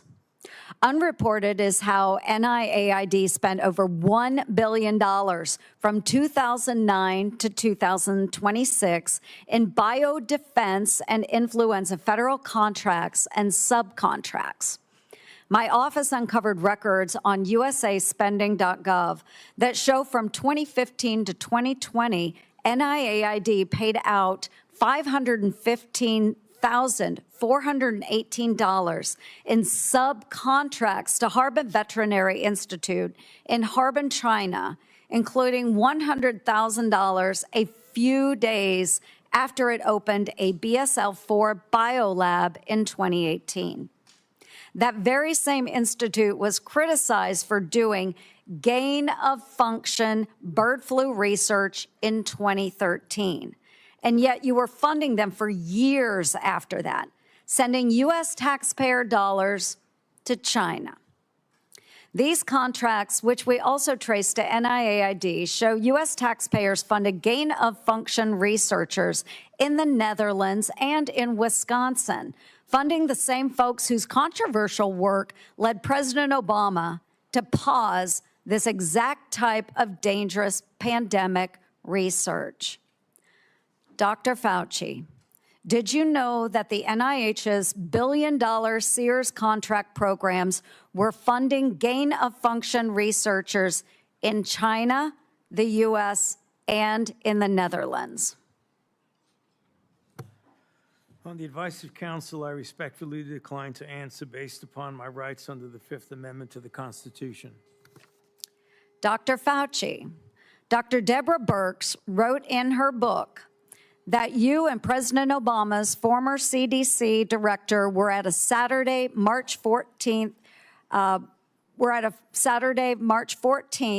2020 meeting at her home 2 days before the president announced his 15 days to slow the spread effort. Your now released diaries said the meeting was a week before that. Dr. Birx said you all were trying to trap the president into having no other options.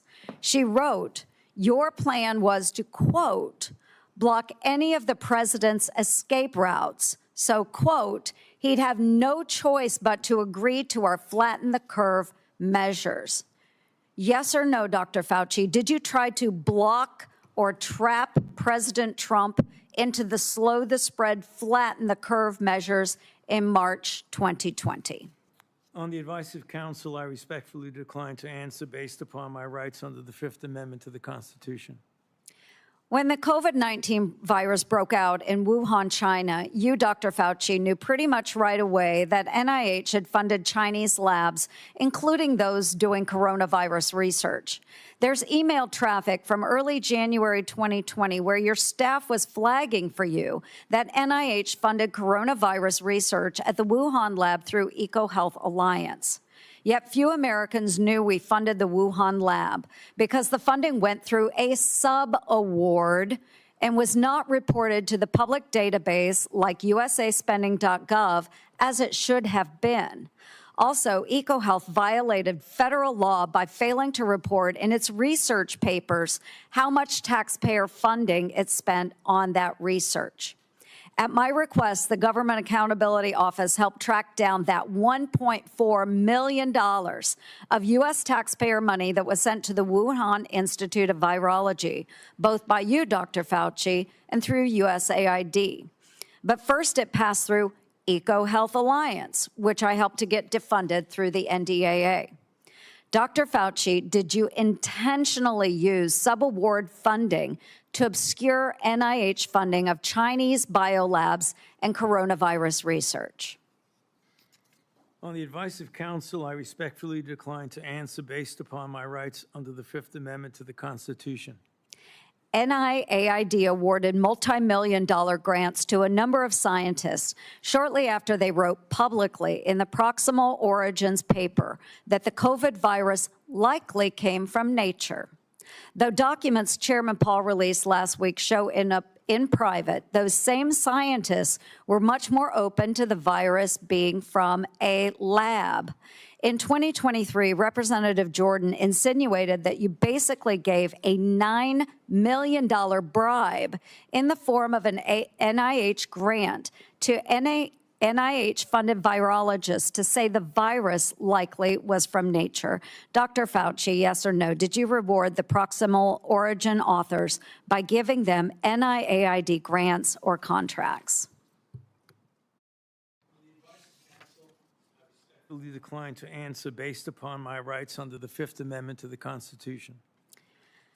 Dr. Fauci, we have learned that U.S. coronavirus researchers at UNC shipped, quote, humanized or transgenic mice to China by around 2017 for use in their dangerous coronavirus work. Under your NIAID coronavirus, researchers also used aborted baby body parts in mice research, and taxpayers paid for them to do that. NIH-funded coronavirus researcher Dr. Ralph Barrick and his colleagues at UNC put parts of livers, thymuses, and chunks of human fetal lung that they got from aborted, almost 5-month-old human babies. They put those parts in their research mice. They disgustingly named them BLTL mice and wrote they had created a, quote, sandwich of aborted body parts in the mice. Get it, folks? BLT. A BLT sandwich.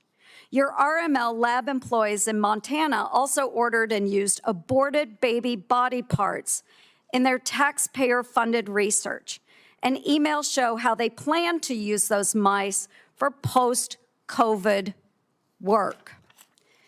NIH funded putting aborted babies' fingers and scalps off the heads of aborted babies and putting them into the backs of research mice. The scalps later grew fine baby hair in the mice. They even included those disgusting photos in their research paper that you funded.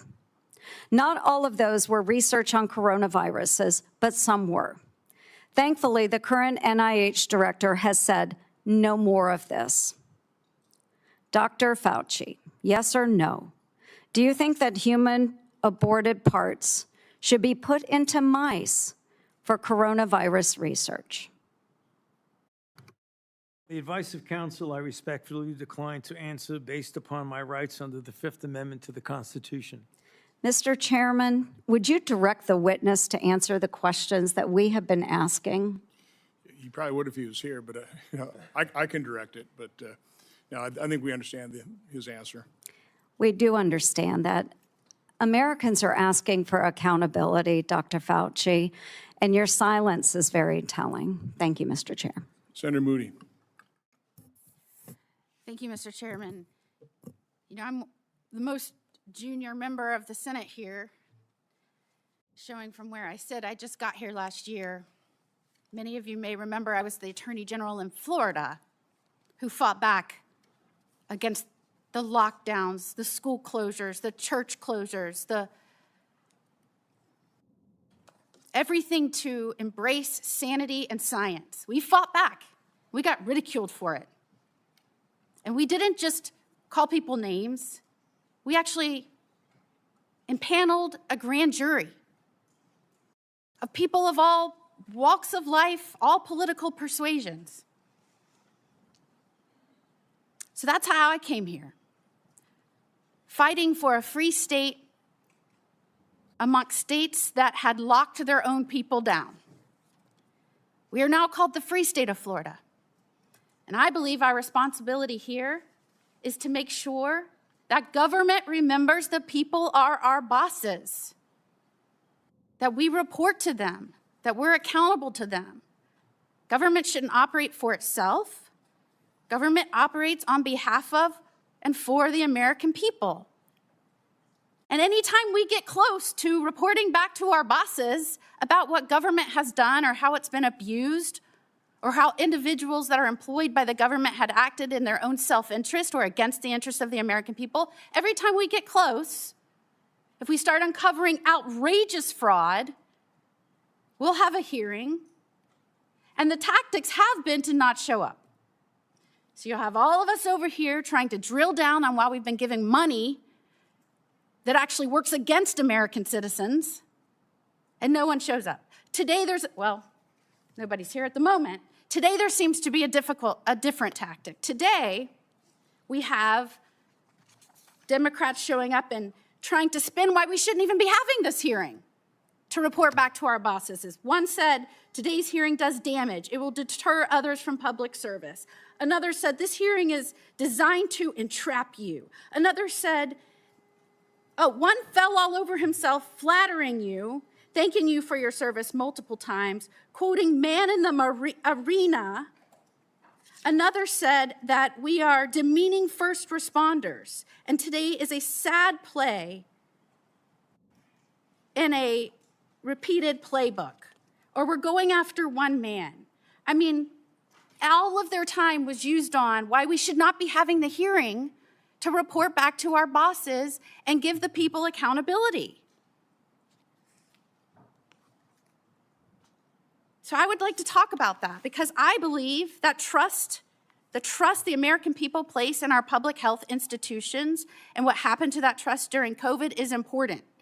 Because in a public health emergency, they are asked to make extraordinary sacrifices based on advice given to them by the government that is supposed to be working for them. And for that system to work, the public has to be able to trust the people giving them instructions. That trust depends on candor. Would you agree with that, Dr. Fauci? On the advice of counsel, I respectfully decline to answer based upon my rights under the Fifth Amendment to the Constitution. And when the evidence is uncertain, officials need to say so. When recommendations are based on assumptions rather than hard data, they need to say so. And when they get something wrong, they need to own it.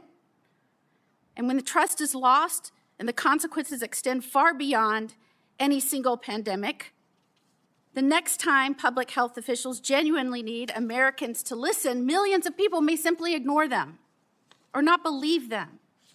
And Dr. Fauci, you were undeniably the face of the federal government's COVID response. You said so yourself in your diary.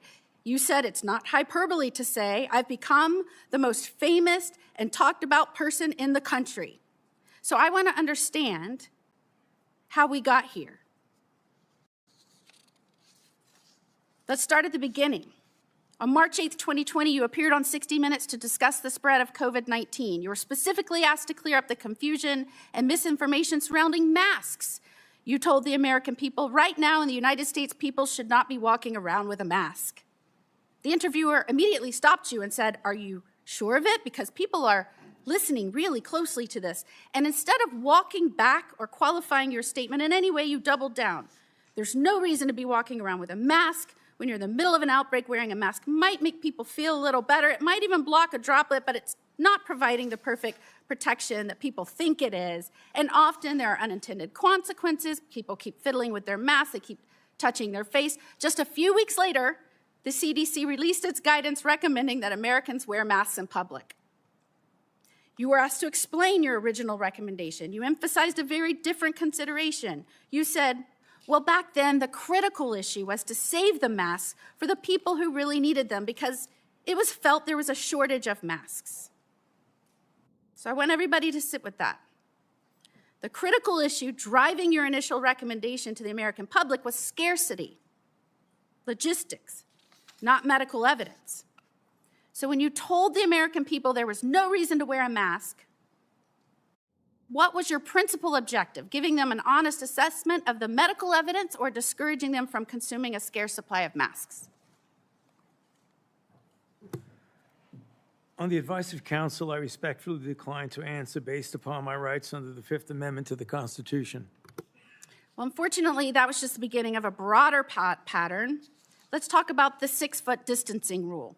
In April 5th, 2020, interview on CBS said, every time I get to that podium in the White House briefing room, I always essentially plead with people. Please take a look at those very simple guidelines of physical separation, and they're very, very clear. Physically separate 6 feet away. Yet when Congress finally asked you in 2024 what science supported that evidence, 6-foot distance rule for COVID, you admitted you were not aware of any studies supporting it. Incredibly, you said the 6-foot rule sort of just appeared and described it as an empiric decision that wasn't based on data. That rule had real consequences. Schools didn't open back up. Businesses didn't open back up. Churches didn't open back up. I could go on and on and on. And Americans were kept physically separated from one another during the most difficult moments of their lives. Many lost loved ones during that time. So, Dr. Fauci, did you have any evidence to support a 6-foot separation rule when you gave that advice to Americans? On the advice of counsel, I respectfully decline to answer based upon my rights under the Fifth Amendment to the Constitution. All right, well, let's look at the lockdowns then. By 2022, the consequences of prolonged COVID lockdowns on our children were clear, from delayed development to social isolation, which is probably why you were asked in July 2022 whether you would recommend locking down schools again. And you said, first of all, I didn't recommend locking anything down. But now we have your diary. And it tells a very different story from the one you told the public. And I will quote, I spoke with Bill de Blasio, the mayor of NYC, and convinced him based on what I was saying publicly in my conversation tonight to close the NYC schools. He had already decided based on what I was saying on TV. I went on to tell him he should close the bars and restaurants in NYC, and he said he would do this based on my recommendation. You even said that you told the president we should shut the whole country down. So, Dr. Fauci, how do you square telling the American people publicly that you didn't recommend locking anything down with your own diary entry kept on federal government equipment saying that your recommendation is what convinced the mayor and the president to lock things down? On the advice of counsel, I respectfully decline to answer based upon my rights under the Fifth Amendment to the Constitution.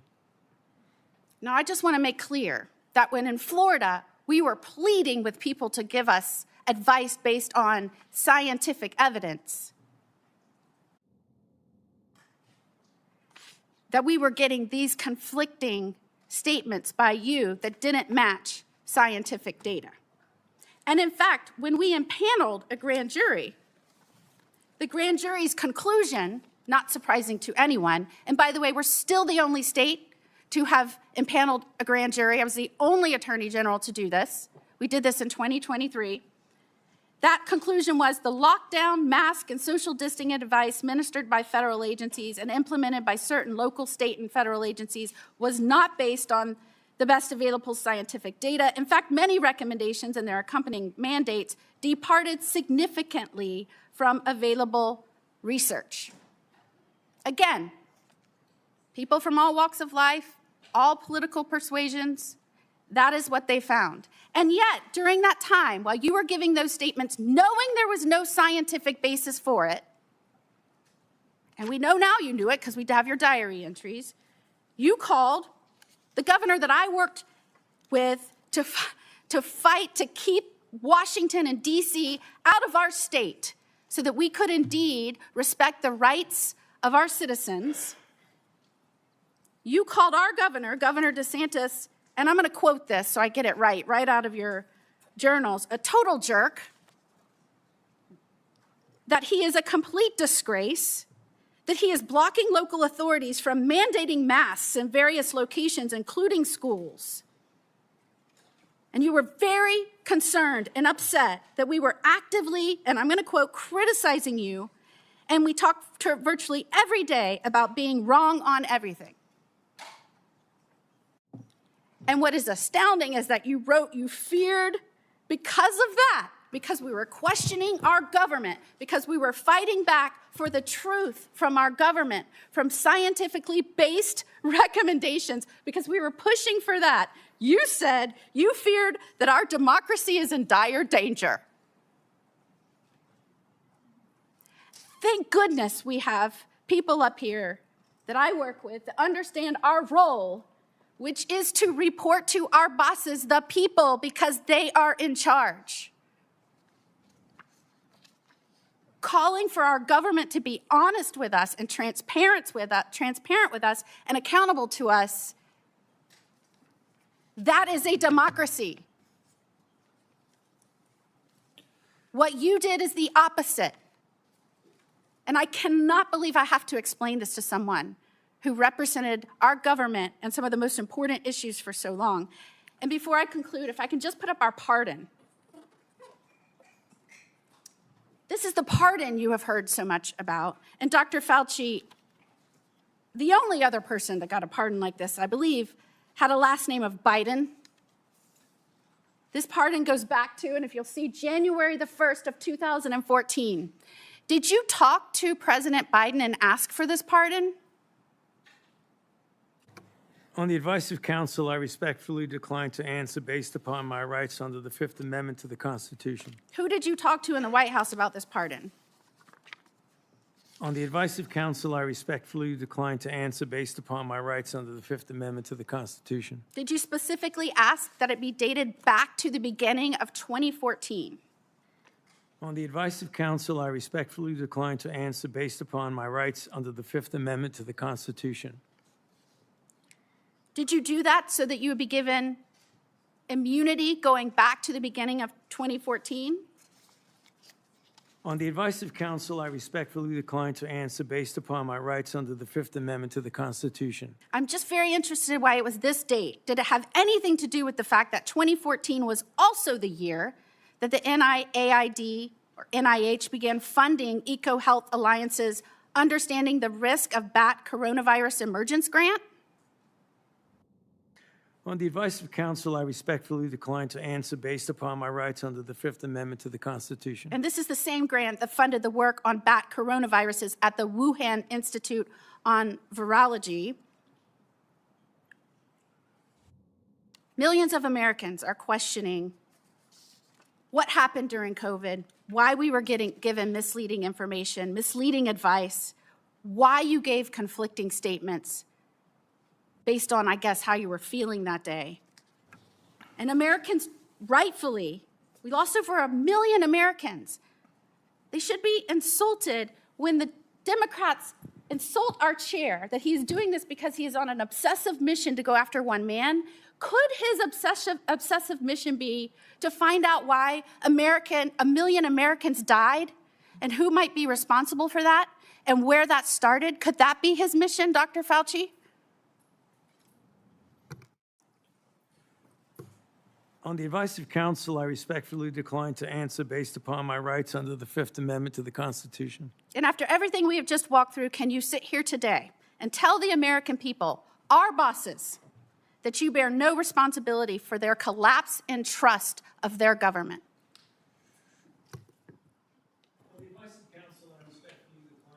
based upon my rights under the Fifth Amendment to the Constitution. Time has expired. We're going to do another quick round for those who remain, about 5 minutes. Any questions that haven't come up that are pressing? Let's try not to go over territory that's already been done. I'll begin by asking unanimous consent to insert into the record documents show that the CIA transferred funds to NIAID through interagency agreement. Hearing no objection, so ordered. We had hoped to hear testimony from Anthony Fauci today. We haven't, but I think it's important that we do hear from him. So we will have a video we'll play in a moment. For years, Anthony Fauci has been the public face of saying this in all likelihood came from nature. He kept saying, it's the marketplace, it's the marketplace, it's the marketplace. He's been saying that on television up until recently. But what we find is that what he was saying in public is different than what he was saying in private. In January, in private, he wrote that looks like the wet market was a super spreader event. It didn't originate there. We know that some of the earliest deaths and sickness came from somewhere else.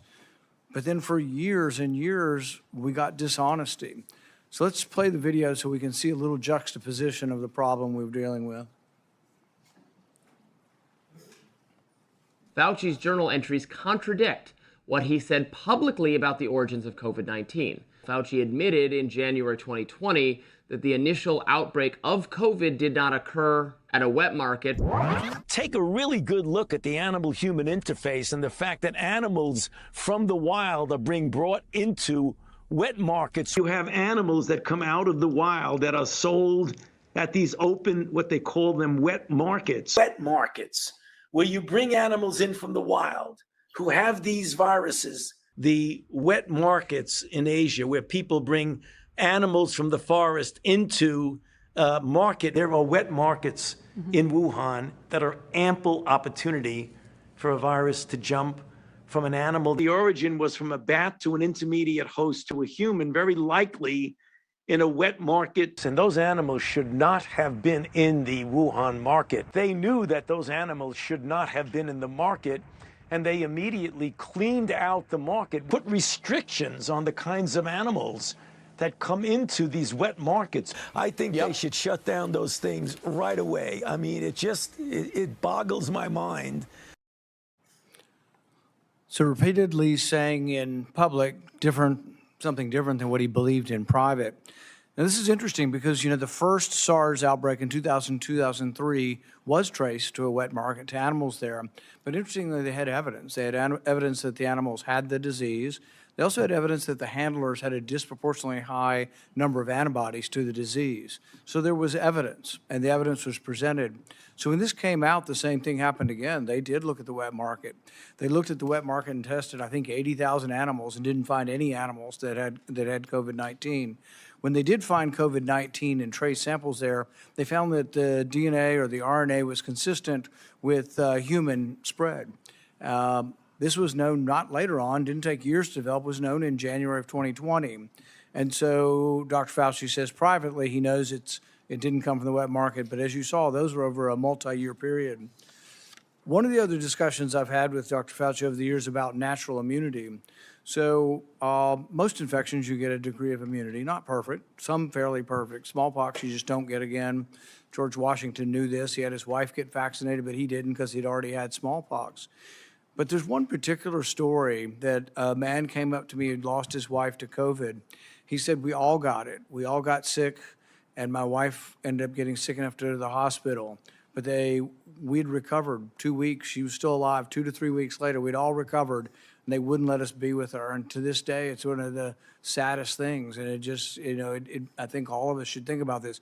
They were not allowed to visit their mom. He wasn't allowed to visit his wife in the hospital. But based on this misunderstanding of natural immunity, that for some reason 2 weeks later they were a problem.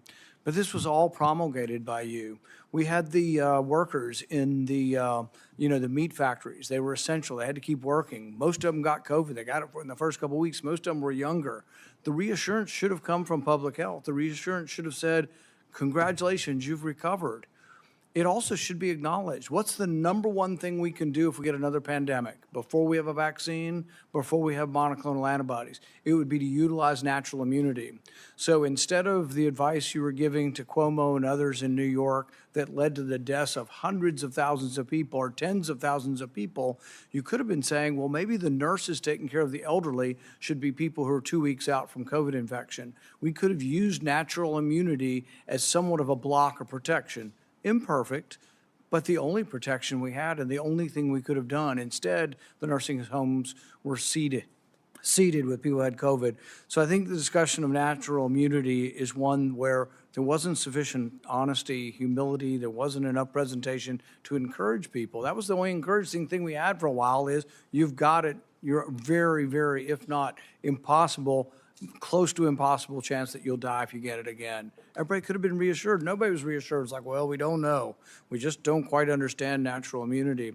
My favorite quote from that is from Martin Kulldorff from Harvard. You called him one of the people that you had to take down, the fringe epidemiologist, which I've never ever heard a scientist call another scientist that. But he jokingly said on Twitter, he said, yeah, we knew about natural immunity from 486 BC, from the time of the Athenian plague. We lost all knowledge of it in 2020. The good news is it's slowly coming back. 24 to 2025, we're beginning to understand what natural immunity is again. Not something perfect, but a useful tool that could have been used, but also something that could have helped people by telling the public, my goodness, you're not going to die now. You have a chance. If you've already had it and you're 85 years old and you're at risk for it and you're wanting to feed your wife and they're telling you to wear 4 masks and not be around your wife when you've already had it, it made no sense. I visited with a man whose mom was 83 and she was dying from COVID. They go to the hospital in Orange County. They won't admit her to the hospital till she's vaccinated because we have a policy that everybody in the hospital must be vaccinated. She's got COVID and they wanted to vaccinate her again. At one point in time, the CDC understood this. They told people, don't get vaccinated if you've had COVID within 3 months. Why? Because it may give you a heightened immune response when you've already got a heightened immune response. But giving a person very sick, and many of the people who died from COVID died from sort of this storm of response, this immune storm. The answer wouldn't be try to stir up their immune response more by giving them a vaccine. The answer was actually steroids. And good old-fashioned steroids, 37% reduction in death. It turned out to be way more valuable than remdesivir, way more valuable than any of the other treatments. But I don't remember ever hearing a complimentary word on natural immunity or steroids or anything else. And you know, I wish we could have done more today. I would have been willing to accept an apology today. I'm sorry I made mistakes. We all made mistakes. And, you know, at the time, I thought the gain of function research was, you know, the risks of it were worth the benefits. But I've reassessed since 15 million people died. People say, well, gosh, these things never happen. We know it happened in 1977. We know with 100% certainty a virus escaped. In 1977, there's something called the Russian flu. Nobody's exactly positive how it got out. But when they sequenced it, they found out that a flu in 1977 had exactly the same RNA as a 1954 one that they had in the lab and they had created a vaccine for.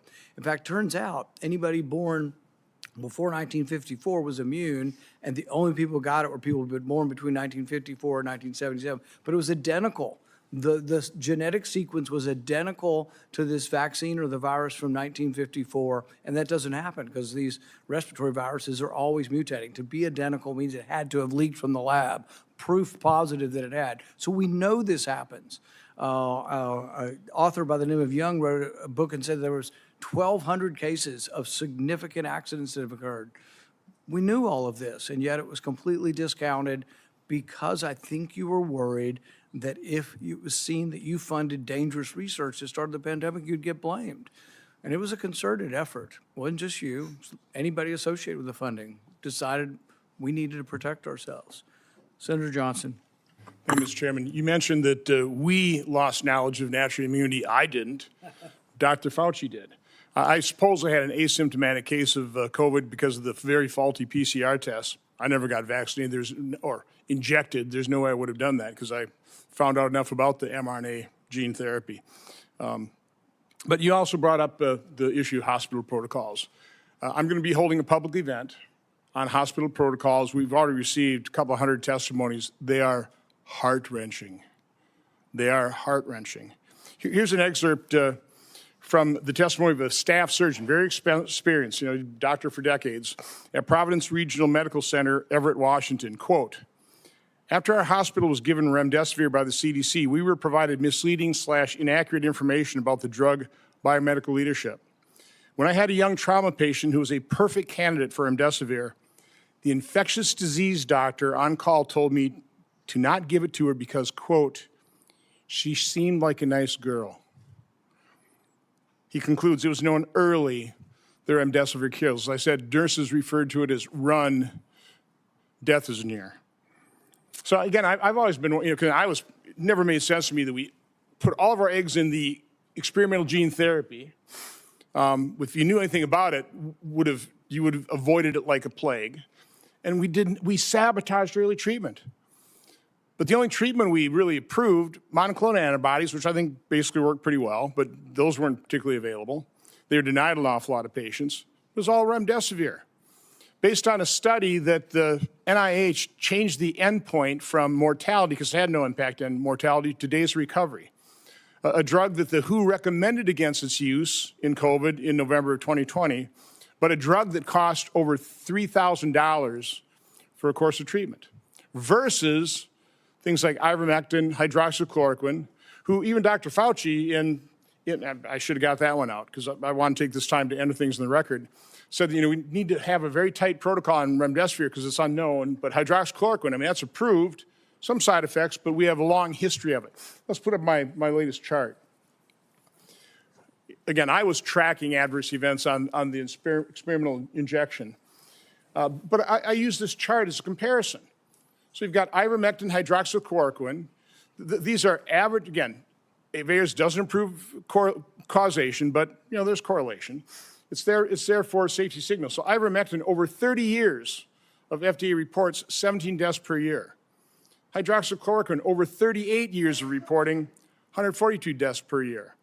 Remdesivir, over 5.5 years, 546 deaths per year. The COVID injection, almost 7,000 deaths per year. Which is safest? What did the FDA freak us out about ivermectin, hydroxychloroquine, when they turned a complete blind's eye toward the injection injury? So I want to enter the quote from the surgeon. By the way, here's the answer. Cheryl Atkinson in an interview said that when it comes to money, we check financial ties among experts on the government panel devising coronavirus treatment guidelines, which had the effect of dialing back hydroxychloroquine use and giving an edge to remdesivir. We found the 11 members reporting links to a drug company, 9 of them named relationships to remdesivir's maker, Gilead. 7 more, including 2 of the committee leaders, have ties to Gilead beyond the 11 months they had to disclose. 2 were on Gilead's advisory board, others were paid consultants who received research support and honoraria. By the way, within the study, I think one of the study participants was an employee of Gilead. A bunch also had conflicts with Gilead. So, I wonder why. There are conflicts of interest. Gilead made billions of dollars off of remdesivir and people died. In terms of ignoring safety signals, you can probably put that down now. This has come to light. This is Dr. Drew Weissman, who got the Nobel Prize for the mRNA platform. He wrote to Dr. Fauci on February 8th of 2020. Tony, I wanted to alert you to some new data we generated with our mRNA LNP vaccine. Now, it was a higher fold dose, but that mRNA LNP go to the placenta and fetus measured by translation of the mRNA and cause of immune response in the amniotic fluid. So that same day, Dr. Fauci responds, it'd be interesting to see what human dose levels given intramuscular do. So about a month later, Dr. Weissman replies, he said, we still have some concerns over the data after they tested at IM. Now, again, there's more documentation in terms of the FDA blew it off. It's like, don't worry about that. That was the whole thing. That's what Peter Marks did when he was shown that his algorithm was going to mask safety signals. The last thing I want to enter in the record here is, and I want to make the point, why is this important? That they buried the treatment of severely injection injured. The fact that we haven't acknowledged these injection injuries, these people can't get treatment. They're being gaslit by their doctors. So it's all in your head. The rate of the injection injured of suicides is increasing because they've given up hope, because our medical establishment and federal health agencies completely failed them, failing to acknowledge it. So again, Dr. Nath was diagnosing and treating injection injured in March of 2021. This concerned people. So you had Dr. Walter Koroshitz writes Dr. Fauci. One of the points he made, there's been a steady, slow stream of reports to me of post-vaccination neurological conditions. Dr. Nath has been collecting a bunch. He has reports sent out to publish. Well, that alarmed everybody. Boy, you can't let the public know what's actually happening. You can't actually let the public know what the science is showing. So on April 29th, a email from Francis Collins, head of NIH, to Dr. Koroshitz, says, I find this approach troubling and will have the main consequence of feeding vaccine hesitancy and social media overreaction. Then Dr. Lawrence Tabak writes to Francis Collins, I don't understand why Walter does not shut this thing down. Why don't you shut down Dr. Nath, who's actually treating injection injured? Why? Because of vaccine hesitancy. And because we haven't acknowledged that, and the reason I've been advocating for this is because I know the injection injured. I know people who lost loved ones within days of the injection. And we've turned our backs on them. They deserve acknowledgement. They deserve to be heard, seen, and believed so they can get treatment. I also know the doctors whose careers were destroyed because you denigrated things like ivermectin and denied ivermectin to people in hospitals who got their kidneys knocked out by the remdesivir but got put on ventilators, never got to hug their loved ones goodbye because of those hospital protocols. That's what your science did to people. So, Dr. Fauci, my only question is, based on your lack of testimony here today, based quite honestly on our investigation into the cover-up of safety signals and injection injuries, we have issued letters to a number of former FDA officials to come in for transcribed interviews. You will be getting a letter today asking for a volunteer transcribed interview. So I'd be asking, will you comply or will I have to subpoena you? On the advice of counsel, I respectfully decline to answer based upon my rights under the Fifth Amendment to the Constitution. Expecting a subpoena. Thank you.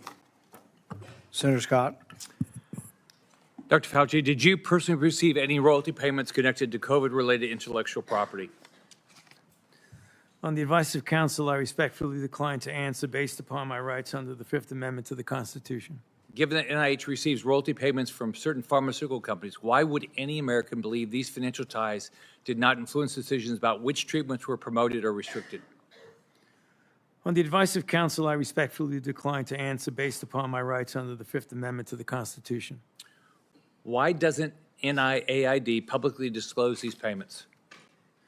On the advice of counsel, I respectfully decline to answer based upon my rights under the Fifth Amendment to the Constitution. Did you partner with Bill Gates on global health initiatives or vaccines? On the advice of counsel, I respectfully decline to answer based upon my rights under the Fifth Amendment to the Constitution. How much did Bill Gates entities provide in funding to NIAID collectively since 2005? On the advice of counsel, I respectfully decline to answer based upon my rights under the Fifth Amendment to the Constitution. To your knowledge, did Bill Gates partner with China on sensitive research? On the advice of counsel, I respectfully decline to answer based upon my rights under the Fifth Amendment to the Constitution. Specifically, dual-use research such as countermeasures or gain-of-function? On the advice of counsel, I respectfully decline to answer based upon my rights under the Fifth Amendment to the Constitution. Do you know if Bill Gates' entities partnered with U.S. government classified programs? On the advice of counsel, I respectfully decline to answer based upon my rights under the Fifth Amendment to the Constitution. Do you know if Bill Gates maintains an active national security clearance? On the advice of counsel, I respectfully decline to answer based upon my rights under the Fifth Amendment to the Constitution. Did you advocate or request for Bill Gates to receive a security clearance? On the advice of counsel, I respectfully decline to answer based upon my rights under the Fifth Amendment to the Constitution. Do you have any knowledge that NIAID or NIH through HHS sponsored or requested a security clearance for Bill Gates? On the advice of counsel, I respectfully decline to answer based upon my rights under the Fifth Amendment to the Constitution. Around 2010, my understanding is that the government shifted its approach to biodefense countermeasure research. Did NIAID, under your leadership, partner with the Obama White House or any other U.S. government classified entities on sensitive countermeasures research? On the advice of counsel, I respectfully decline to answer based upon my rights under the Fifth Amendment to the Constitution. Did your office take steps to drive biological research investments? On the advice of counsel, I respectfully decline to answer based upon my rights under the Fifth Amendment to the Constitution. What was private industry's take on the type of research in the 2010 timeframe and before? On the advice of counsel, I respectfully decline to answer based upon my rights under the Fifth Amendment to the Constitution. Was it considered too dangerous to conduct and industry was hesitant to take this on and invest in? On the advice of counsel, I respectfully decline to answer based upon my rights under the Fifth Amendment to the Constitution. Why did you take steps to mature the government's approach to biodefense? On the advice of counsel, I respectfully decline to answer based upon my rights under the Fifth Amendment to the Constitution. Were there any specific lines of effort or actions you felt were needed during this time to improve the research, development, and fielding model? On the advice of counsel, I respectfully decline to answer based upon my rights under the Fifth Amendment to the Constitution. How was dual use and gain of function incorporated or accounted for in maturing biodefense countermeasures? On the advice of counsel, I respectfully decline to answer based upon my rights under the Fifth Amendment to the Constitution. Did you ever discuss moving gain of function countermeasures research out of government space to private industry space? On the advice of counsel, I respectfully decline to answer based upon my rights under the Fifth Amendment to the Constitution. How were these private organizations regulated through government oversight while conducting risky research, including gain of function or gene editing technology? On the advice of counsel, I respectfully decline to answer based upon my rights under the Fifth Amendment to the Constitution. Did the Obama White House or any government entities take steps to inject funding into private industry? On the advice of counsel, I respectfully decline to answer based upon my rights under the Fifth Amendment to the Constitution. How do you ensure that our national security and public health is protected when private organizations work with foreign countries of concern and have the no government oversight, such as the EcoHealth Alliance research grant you funded in a CCP military lab? On the advice of counsel, I respectfully decline to answer based upon my rights under the Fifth Amendment to the Constitution. Given the culture of the pay to play at NIAID, did you or anyone acting on your behalf make any payment or enter any arrangement in any way or fashion to secure influence the broad pardon you received from President Biden? On the advice of counsel, I respectfully decline to answer based upon my rights under the Fifth Amendment to the Constitution. Thank you, Mr. Chairman. I'd like to ask unanimous consent to enter into the record a letter from the Department of Energy that confirms during Anthony Fauci's tenure that Bill Gates was given Q security clearance from 2014 to 2021. Without objection, that will be entered into the record. I'd also ask unanimous consent to enter into the record the contents of the folder of authorities provided to Dr. Fauci, including the pardon.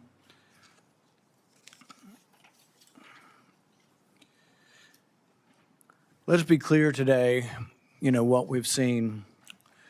I really did want to hear from Dr. Fauci. I wanted to hear perhaps an apology, perhaps some semblance of being sorry for what happened or that judgment errors were made. We didn't hear any of that. But he was subpoenaed here to testify, refused to answer any questions, even after being directed by the chair and being advised of the law requiring him to do so. He has cited a privilege that is unsupported because of his blanket pardon and because he waived the privilege by testifying at the start. I'm going to give you one more opportunity to comply with the law, limited to the period of your pardon. At any point between January 1st, 2014 and January 19th, 2025, did you destroy any federal record or tell anyone else to?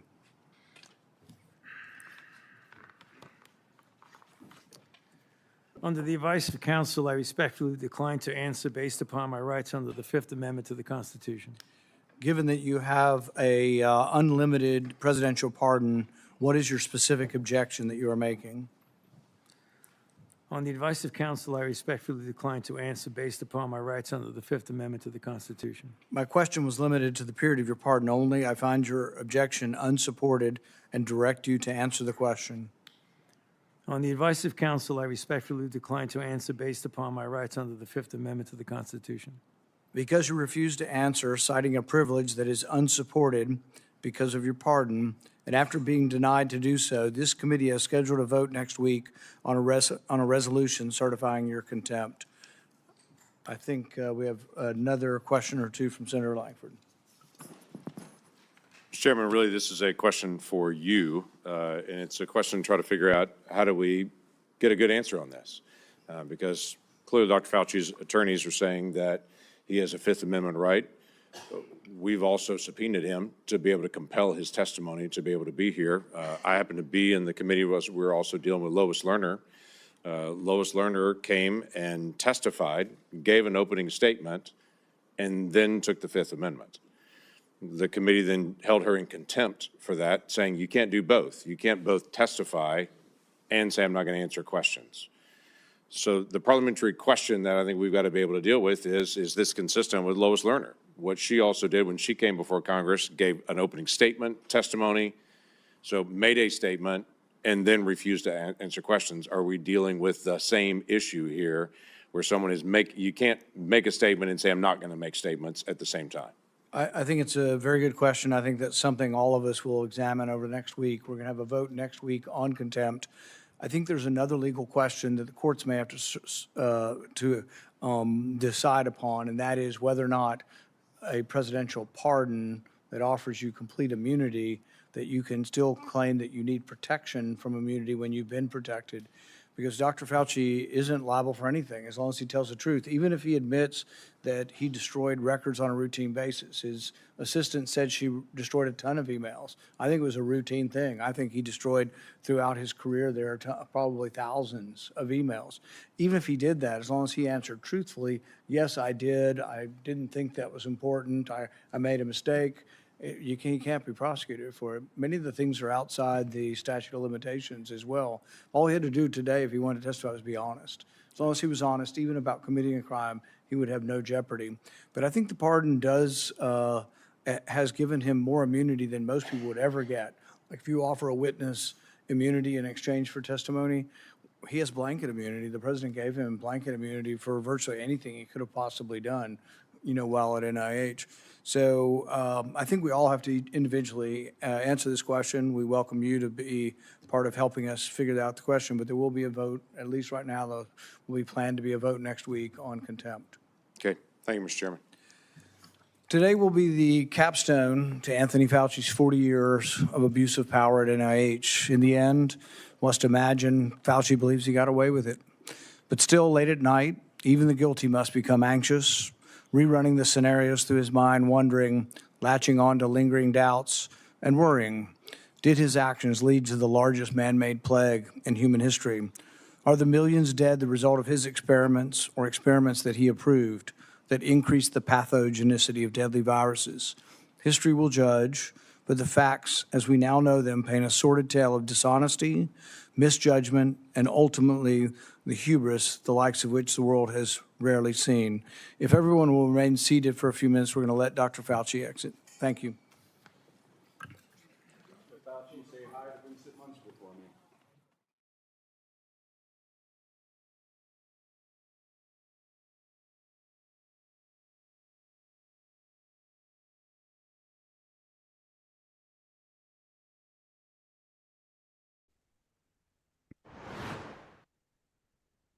Well, that was fun.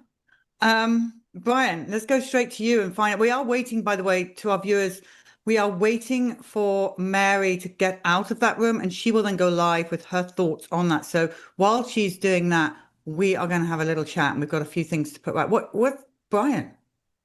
Well, one of the things that was really, really telling was the testimony, of Senator Maggie Hassan from, I believe she's New Hampshire, that she basically told us to move on, and really then quoted non-issues in the current administration. And my point is that there are so many people that have been afflicted, affected, lost loved ones that just cannot move on. They can't. I mean, it's very, very convenient for her to be able to say that, and I'm sure that it is convenient politically, knowing that she gets $400,000 from the pharmaceutical industry and healthcare industry of soft money.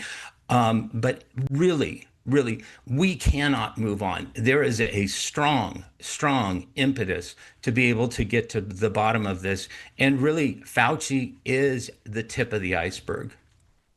But 116 times, thank you, Lou, for counting that for us. He pled the fifth. And, well, why? Innocent people don't plead the fifth, do they? I mean, what's going on? Seriously. We're not attorneys, but that is Fauci's legacy. Really is that he cannot account 116 questions that he cannot account for. So, Carl, you are very, you're very astute in terms of the specifics, the specific frauds, the specific things that were covered up, because we know that vaccine injury, they knew prior to the rollout of the vaccine that it was going to injure, and they knew that the injuries were occurring 1 month into the rollout. Right, and I mean it's fairly well documented. Israel was an early adopter of the Pfizer vaccine. They broadly administered only that vaccine to practically the entire population. And, we can see Jerusalem Post articles in January talking about an 18-year-old who came down with myocarditis shortly after his second dose. The first person recorded who died of myocarditis after their second dose was in Israel. And they didn't, keep that information to themselves. They actually reached out to the CDC in, I believe it was the end of February, saying, hey, we're seeing a lot of myocarditis. We want to talk to a relevant expert at the CDC. And as early as April 4th, there are the Israel slides, which is a very detailed analysis of the explosion of myocarditis shortly after COVID-19 vaccines. Those slides were pinging back and forth between the FDA and the CDC months before most of America even heard the word myocarditis. And, there was even talk of issuing a health alert network, health action network alert statement that former director of CDC, Rochelle Walensky, was putting together. And, Dr. Peter Marks, who was head of FDA's CBER, was like, why are we doing this since pediatricians already seem to be aware? Well, they weren't aware. America didn't become aware of it until May 28th of 2021. And that is after practically half of the country had already been vaccinated by the vaccine that causes myocarditis. I don't know if you can still hear us, but we are still waiting for Mary. She will be with us any second now.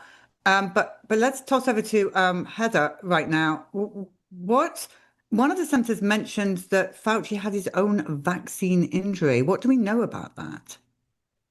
Polly, it's interesting because I don't think any of us realized that Fauci had a vaccine injury until just a few days ago when his diary came out. So Fauci was publicly vaccinated, as we might all remember, with the COVID-19 vaccine. I believe it was December 22nd, 2020. He was one of the first ones. And he made a really big deal about that. What he did not make a big deal about is that in June 2021, he had a pulmonary, I believe it's called a pulmonary infarct. And excuse me, I'm not a medical doctor, but from what I understand, he had a blood clot, which caused, part of his lung. It was at like around his lung, and it caused part of the tissue in his lung to die. according to his journal, he was worried that it was a cancer spot, right? And then the doctors came back and said, oh no, this was a pulmonary infarct. Well, we know that the COVID-19 vaccine caused a lot of blood clots, right? Along with other issues. So it's interesting that no one knew about this. He did not make this public. And while the rest of the world is dealing with all of these crazy vaccine injuries from the COVID-19 vaccine, Fauci's keeping silent, just like he did today. Yeah, thank you, Heather. Brian and Carl and Heather, measles was brought up again. I think it was Senator Hassan banging on about measles. But and I don't know, again, what the number was. They were saying there's a huge number. But we know that no one in America died from measles. So that's, to me, that's an awful lot of natural good immunity out there of people with measles. Why do they keep bringing it up? You're muted, Brian. There is no scientific or medical basis to be bringing up a disease where, in 1961, the case fatality rate was 2 in 10,000 cases. We know that, these measles deaths, we went down there, we investigated it, and we saw that it was hospital error. It was clear medical error, and they both died of untreated bacterial pneumonia. The other thing is that they keep on blaming this on Secretary Kennedy, that somehow, because he is quote unquote anti-vaccine or whatever the ad hominem attack is of the day, that he caused this. But really, when you look at the rate of measles in the vaccinated population, it is going up. The vaccine is no longer effective against the measles because two things happen. The lot of the vaccine does mutate. It's a live virus, and it will mutate. And Merck knows this. Everybody knows this. So it does not provide the durable protection that they claim that it provides. The second thing is that the measles virus itself changes. And, so the lot needs to be updated. So really, we're looking at vaccine failure. We're looking at many, many other factors. And again, when you look at the measles, when you look at the trajectory of the measles, as compared to so many people that were injured by the vaccine, injured by hospital protocols using a drug, a toxic drug, remdesivir, that killed 53% of the clinical trial participants when it was in the clinical trial. I mean, that's dastardly. I mean, there is no comparison. Right. Well, thank you, Brian. We have Mary, who has managed to get out of the room. I don't know if you can hear us, Mary, but we have a ton of questions, like pleading the fifth 116 times. How is he going to be held accountable for his crimes? Hi, Polly. We've just concluded the hearing with Anthony Fauci, led by Senator Rand Paul, the Homeland Security Committee. It was great to be able to be in the room. Certainly, I think Senator Paul did a great job in his opening statement of giving the big picture of everything that went wrong in COVID, and what we now know was a completely different story that Dr. Fauci gave to the public versus what was in his diaries. Bobby Kennedy, our founder, made sure that the diary from 11 different servers was made available to Rand Paul, and I'm very grateful for that. I think it really does help to understand his duplicity. I think the Republican senators did an excellent job. They seem to be coordinated to cover many different dimensions of what Dr. Fauci did. Every question he answered, as you saw with, I take the Fifth Amendment. The Democrat senators, unfortunately, completely deflected from the issue, with a slight difference with Senator Fetterman, who suggested maybe there should be some bipartisanness about this issue, but Senators Hassan and Blumenthal and Kim basically just flattered Dr. Fauci and completely ignored that he was the face of COVID, and we now know almost everything about it was a lie, and that 1 million people died here and more than 15 million died around the world. I think that some of what was most important was at the end, Senator Paul said there will be a vote next week on contempt, holding Dr. Fauci in contempt. Why? Because he received a pardon from President Biden, a blanket retroactive pardon. And the argument that Senator Paul made was that he had waived the privilege of his Fifth Amendment rights by making his opening statement, in which he accused Senator Paul of having an obsession with him and trying to entrap him and so on.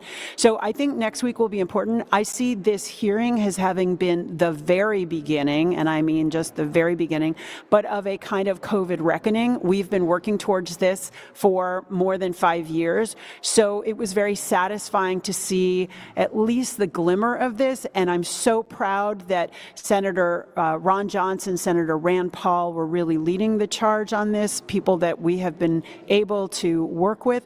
But the other senators also, Senator Joni Ernst, Senator Josh Hawley, Senator Bernie Moreno, Senator Ashley Moody, they were also very, Senator Langford, they were very incisive with their questions. They know a lot, and they really want to get to the bottom of this. They want the American public to have the truth, which we all deserve, richly deserve. So it was a good day. It was a good day. Polly, you and I are always looking for good news. It's a good day that we're starting to get some transparency. It was good that the mainstream media was there. It's going to be fascinating to us to see how they cover it. They seem to now start to be throwing Tony Fauci under the bus. And we'll see what happens, and we will obviously be following this really closely. Thanks. I don't think Mary can hear us, but it was overwhelmingly, unfortunately partisan. It's not a partisan issue. It is absolutely not a partisan issue. When you look at going back to the diaries, what were some of the highlights that you saw? Okay. Wait a minute. We might be getting something from Mary.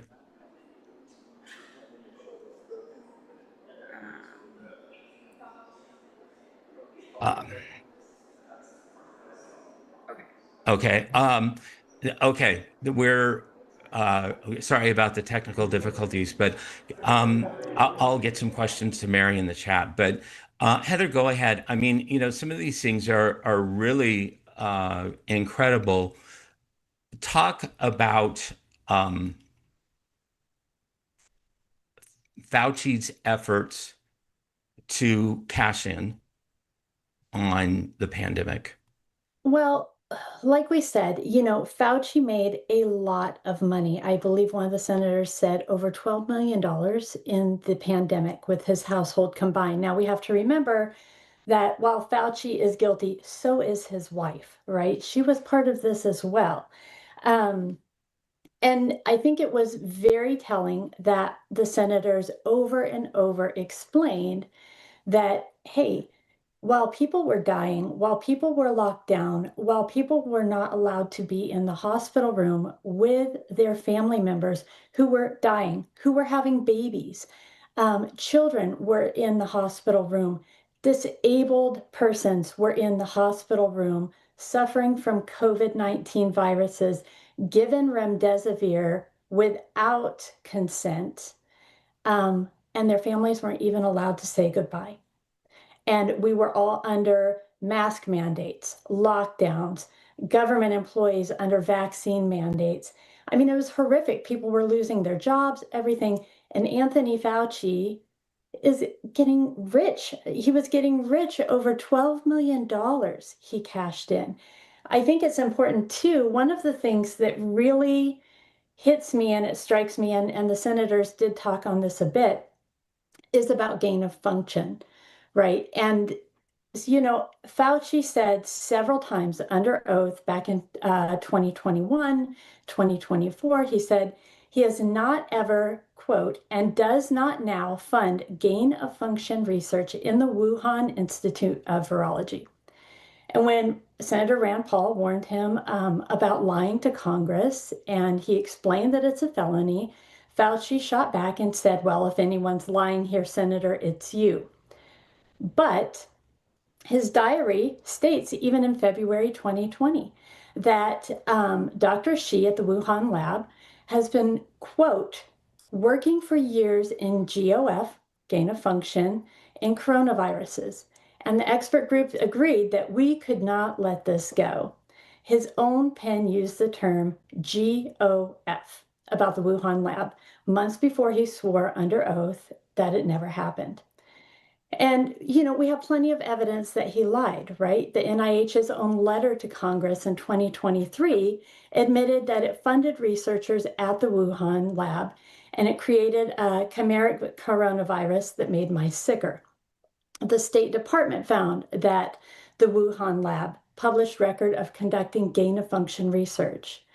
And the GAO document, they documented genetic experiments to combine natural occurring bat coronaviruses with SARS and MERS viruses, resulting in hybrid coronavirus strains. So we have all of this other information, but we also know that the Wuhan lab is not the only one that the NIH, has funded for gain-of-function research. We have the University of Wisconsin, the Kawaoka lab. Okay, Yoshihiro Kawaoka is the principal investigator, and his gain-of-function work on the H5N1 avian flu vaccine. He made the virus airborne transmissible in ferrets, all right? He has a terrible reputation for safety between lab accidents, leaks, and cover-ups. We have Fort Detrick, where Colonel Tracy Ostrom is from. They're a major high contaminant biodefense lab. They have extensive work with select agents like anthrax and Ebola. We, of course, have the Barrick Lab in Chapel Hill, North Carolina, at the University of North Carolina. I mean, Barrick has had NIH funding forever. Coronavirus reverse genetics and chimeric virus research, like the 2015 SARS-like chimera work. We also have our own NIAID labs. Jeffrey Taubenberger was the chief of the viral pathogenesis and evolution section and deputy chief of the Laboratory of Infectious Disease at NIAID until May 2026. I mean, it was very recent. He was best known for leading the effort to sequence the 1918 influenza virus. We have Boston University, and then my very favorite, Rocky Mountain Laboratories, which is in Montana. This is where Vincent Muster, the chief of the virus ecology section in the Laboratory of Virology, and his research fellow Claude Cui worked. In January 2026, the NIH Rocky Mountain Laboratories researcher, Munster and Cui, they arrived at the Detroit Metro Airport from the Republic of Congo. We all may remember this. They were carrying a case that they claimed held diagnostic equipment. Well, it didn't. Thankfully, our U.S. CBP officers, who are our nation's first line of defense, inspected them and found 113 vials, most of them containing deactivated monkeypox viruses. Most, not all. These two scientists were just charged in June 2026 with conspiracy to smuggle monkeypox into the U.S., and they made false statements to our federal officers. So this just goes on and on and on, and, you know, Incredible. the conspiracies are awful. Incredible. Carl, talk to us a little bit more regarding the whole thing with proximal origins. I mean, we were told how solid that, argument was. What, looking at sort of the underbelly of what was going on in the inside, what was the truth? I will in a moment. Before I get to that, I would like to continue the thread of Vincent Munster. Right. So, Rand Paul, Senator Dr. Rand Paul, released in his reading room a lot of pretty interesting email correspondences. And one of them, Munster and colleagues were trying to figure out how to keep cold chain storage of specimens from Kinshasa to the United States. And the vice president of Eco Health Alliance said, I think you could take 2 kilograms on your commercial flight. Now, later on in the documents, Robert Fisher, who has an NIH email address, emails Vincent Munster, did you ever get your luggage? And it's, a pretty benign comment. Vincent Munster, who has got to be one of the most incompetent people in evading FOIAs, but yet knows it's important to evade FOIAs, responded, nope, so no Congo Basin clade for now. Later saying numbnuts lost the first shipment. There is a suitcase somewhere with Vincent Munster's name on it, full of Congo Basin monkeypox lost in wherever airport luggage goes when it's lost, seriously hoping that no one, opened it up and got infected. But as Heather mentioned about the Customs and Border Patrol, there was another line of emails that was awfully interesting in what Senator Rand Paul released.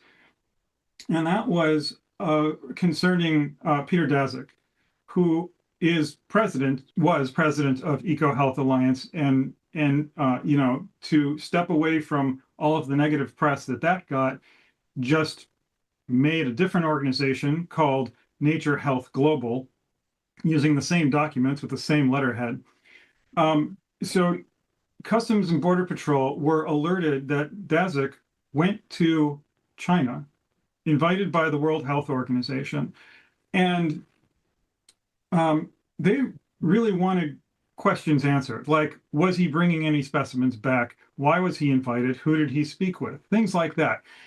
There was a request that Border Patrol do a TTRT exam, which is a Tactical Terrorism Response Team exam, on February 2nd.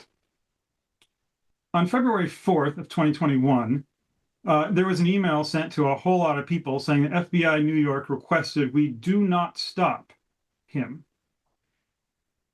Now, that time was a pretty sensitive time in American history. It was when President Trump's first term administration was going out and Biden's administration was coming in. And Alejandro Mayorkas was confirmed by the US Senate and sworn in by Kamala Harris the afternoon of February 2nd. Within 48 hours, suddenly this person who, I kid you not, quote, an extremely high person of interest, was ordered, do not stop this person. That's an idea. It's a theory. It's a theory about a conspiracy. I guess you could call it a conspiracy theory. But I have a lot of questions as to why Peter Daszak was not stopped. And so does Senator Rand Paul when he sent a letter to the FBI asking directly if Peter Daszak was a confidential informant. And if they weren't willing to answer that, if they would identify the protocols for FBI confidential informants, because he was, as was mentioned, an extreme person of interest. Back to the proximal origin theories. So one of the documents, which is extremely telling in the reading room, was Slack chats between the authors of the proximal origin theory paper. And these are things that nobody believed would come to light because they weren't in emails going back and forth. These were chat programs. So Eddie Holmes, who is one of the authors from Sydney, Australia. It was either Australia or Edinburgh. I think he's Australia. Was critical of the GVP, which is the Global Virome Project. He's saying what they're effectively proposing is hundreds of thousands of gain-of-function experiments on viruses that could infect humans. Quote, even if you don't think the virus came out of a lab, surely this is now an unacceptable risk. Not quite sure how to say it without encouraging the lab-escaped crowd for the current outbreak. Christian Anderson, who's lead author of the paper, responds, exactly. That's why I haven't said anything. Wink emoji. I have to say that's a pretty poor placement of a wink emoji, but it gets worse. Christian Anderson was also unaware that the furin cleavage site of the SARS-CoV-2 virus was exactly placed where it was in previous experiments. He writes, quote, gotta say, some smoking-ish guns starting to appear that I'm not comfortable with. Example, lack of selection. I should have looked into that a little closer earlier. Wink emoji. And I have to say, in the history of wink emojis, that might be the worst placed one. He continues, quote, our paper was pretty strong in saying there is no way, but I have less confidence in that statement at this stage. The paper, which they're referencing, Folis et al., is exactly where they inserted the SARS-CoV-2, or sorry, where they inserted the furin cleavage site, happens to be exactly the same as the wild type, or not wild type, but the one that's infecting everyone in Wuhan. Now, there are some pretty egregious statements as well. He says, quote, we describe in the paper that this work is performed all over the world, but it isn't true. It's exclusively been going on at the Wuhan Institute of Virology. One of his co-authors says, no, because Ralph Barrick was doing it, so it was more than one place. Christian Anderson replies, no, what Ralph Barrick was doing was reverse genetics and under BSL-3 security. That is a lot more security than BSL-2, where you're only wearing a lab coat, gloves, and maybe a face mask. But the lead author goes on to say, I find both scenarios equally probable. Since writing the paper, I have explained to a ton of scientists and policymakers over and over again why this is a natural virus. And I have been pretty surprised to learn that most scientists I talk to believe that there is a likely connection to the lab. The scientists do. The policymakers, he didn't mention that. Andrew Rambot, out of Edinburgh, said it really isn't beyond plausibility that someone went ahead and tried some of this stuff. We just need to reconvince ourselves it is a coincidence. To which Christian Anderson replied, correct. That's the problem. There's a big difference between, quote, the lab was working on bat COVs, coronaviruses, to, quote, the lab was modifying bat coronaviruses using features we see being unique to SARS-CoV-2. That's a big problem. It's not just that, you know, the thing we're saying is a bat virus happened to pop up coincidentally in the one place where there's a Wuhan Institute of Virology. Fine, you know, coincidence. But that the furin cleavage site is exactly where they propose the furin cleavage site to be in the DARPA proposal. That's a coincidence upon coincidences that you cannot possibly ignore. And they do iterate through a few, you know, scientific discourse in their chat program, one of which I cannot get out of my head. Andrew Rambot says, and stay off email, or carefully curate some emails for the FOI records. My goodness, that just, it's so incredible that we heard that over and over again, you know, within the hearing. And Carl, just really quick, you know, coincidence, right? Coincidence. If you were to put like some type of odds on that particular coincidence, you know, furin cleavage site using a rare codons, you know, just happens to be what they proposed. You know, I know you're not an odds maker, you're a scientist, but would that happen? No. Naturally? I mean, 1 in a trillion, maybe 1 in a billion. I'd say so improbable that it's not even worth giving it oxygen. We have seen even the documents that Tulsi Gabbard released not too long ago. It wasn't the first occurrence that we saw it, but I believe it was the first occurrence we saw it, that the intelligence community knew about it.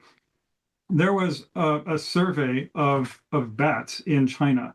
They captured over 1,000 bats and found that about 6% of them actively carried a coronavirus. So there is a concern about these coronaviruses jumping to humans. What they intended to do, as evident by those documents, was create a bat vaccine that would look a lot like something that would infect humans. Give it to the bats. By some miracle, they would, create antibodies against it and maybe not perpetuate human susceptible coronaviruses. There are a lot of problems with that.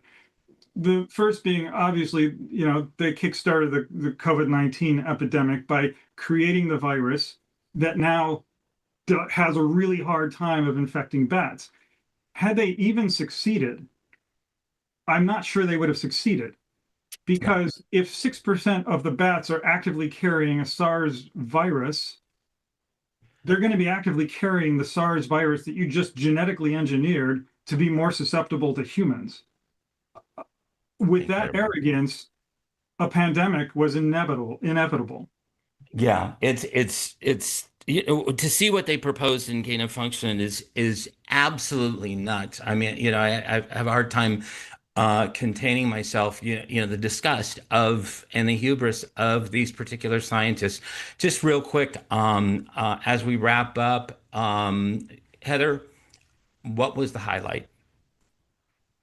There's so many, Brian, and there's so many that were not even touched upon. We can just go on and on. But to me, for me, what the highlight was is that Fauci cared about nothing and no one except himself. It was absolutely disgusting. Across more than 1,100 pages of his journal that spanned over 3 years, he kept a very, very meticulous diary, and he scrutinized a lot the most over the most scrutinized period of his career. He recorded every conversation with the presidents, every media battle, every behind the scenes maneuver. He saved all of the press clippings that praised him. He documented clearance procedures. He documented everything. He saved, things like Julia Roberts sending him flowers and Kelly Ripa, wearing his Fauci sweater. He talked about the doll that was made of, Anthony Fauci. He talked over and over and over about himself. You know what he didn't talk about? He didn't talk about the myocarditis in young men after the mRNA vaccinations. He didn't talk about safety signals. He didn't talk about even questioning whether that 6-foot rule that was totally bogus was even arbitrary. There was nothing about hospital protocols in there. There was nothing about remdesivir killing patients and not even being approved. I mean, the WHO voted against it in 2019, just a few months before our country started giving it out to our sickest patients in the hospital. Nothing about nursing home deaths, nothing about vaccine mandates and whether they went too far, nothing about, do children really need masks? Yeah, he mentioned it, but he said they needed masks, but he didn't look at the scientific evidence. No. So on all of this, I think for me is that, it speaks so loudly that Fauci only cared about himself, and that is so sad that he has been a public servant of our country for so long and he cared about none of us. Absolutely. Yeah. Incredible that there was so little, if not no mention of the consequences of the vaccine. Carl, what about you? Several of the senators did bring up school lockdowns, and I take that to heart. Because while our children were not being educated, they were getting the abject lesson of what it looks like to live in the self-proclaimed freest nation on earth, where we mask up because we're told to, we lock down because we're told to, we inject ourselves with dangerous products because we are told to. And Anthony Fauci was behind all of that. And they're going to need that lesson in the future, because the one thing that both the ranking member and the chairman agreed on was, quote, there will be another pandemic. And I don't need a senator to tell me that. Forbes keeps a track of a database of billionaires. When you look at the difference between 2020 and 2021, American billionaires jumps from about 600 to 700 in the United States. That number jumps from about 1,500 to 2,500 in the world. Something that lucrative is going to happen again and again and again until we figure out a way to stop it. And given the political divide of that room, it's pretty obvious that we are not going to be able to stop the next pandemic, even if it is an engineered one. Wow. So stunning. We listened to over 3 hours of testimony, and I believe the final count for not commenting and pleading the Fifth Amendment was 116 times. So think about that. I want to thank everybody for joining us for this episode of Children's Health Defense Television. Good morning, CHD. It was an early morning. Thank you for joining us. You can follow us on social at CHD TV Live, Insta at CHD TV, and then Facebook at CHD TV. Thank you again for joining us. Spread the message, spread the word. This will be posted on CHD TV. Everybody needs to watch this.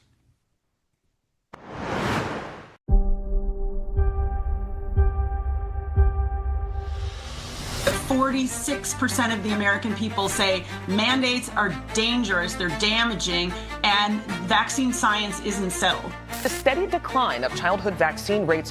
Vaccination rates continued to decline last year. There's a discourse about vaccines that didn't exist before. Children's Health Defense. Children's Health Defense. Children's Health Defense. Children's Health Defense. Children's Health Defense is the leader in the health freedom movement.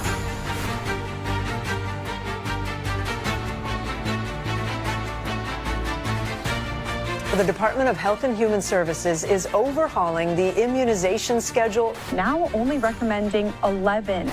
We are making recommendations that are science-based, that are common sense. Secretary Hegseth discarding the mandatory flu vaccine requirement. Your body, your faith, and your convictions are not negotiable. People recognize you have to be able to make an individualized decision. For the first time, the U.S. FDA will acknowledge that COVID-19 vaccines killed American children. States are putting in place medical freedom laws. There's bills in Congress that Children's Health Defense is supporting, the GRACE Act for the right to religious exemptions, the End the Vaccine Carve-Out, ending liability protection, and Tom Massey's bill to repeal the PrEP Act. One of the most aggressive medical accountability lawsuits in decades. Suing the American Academy of Pediatrics. CHD is suing under RICO laws, claiming that the AAP operates as a criminal enterprise and has for decades. A federal judge yesterday blocked Robert F. Kennedy Jr.'s recent overhaul of the nation's childhood vaccine schedule. And they basically just froze all vaccine policy. The American Academy of Pediatrics and other medical groups filed a lawsuit arguing the vaccine changes violated federal law. Which is outrageous for a single judge sitting in Boston to stop any work at the Centers for Disease Control related to vaccines. This conflict between medical freedom and medical coercion. It's a fundamental conflict that we must resolve now in favor of medical freedom or forever be truly slaves to medical tyranny. I am so glad that there are people like you who are still fighting this. Children's Health Defense. If you don't know what they do, folks, look it up. We have got to, as a society, global, decide, is medical coercion okay, or do you have a right to decide what happens to your body?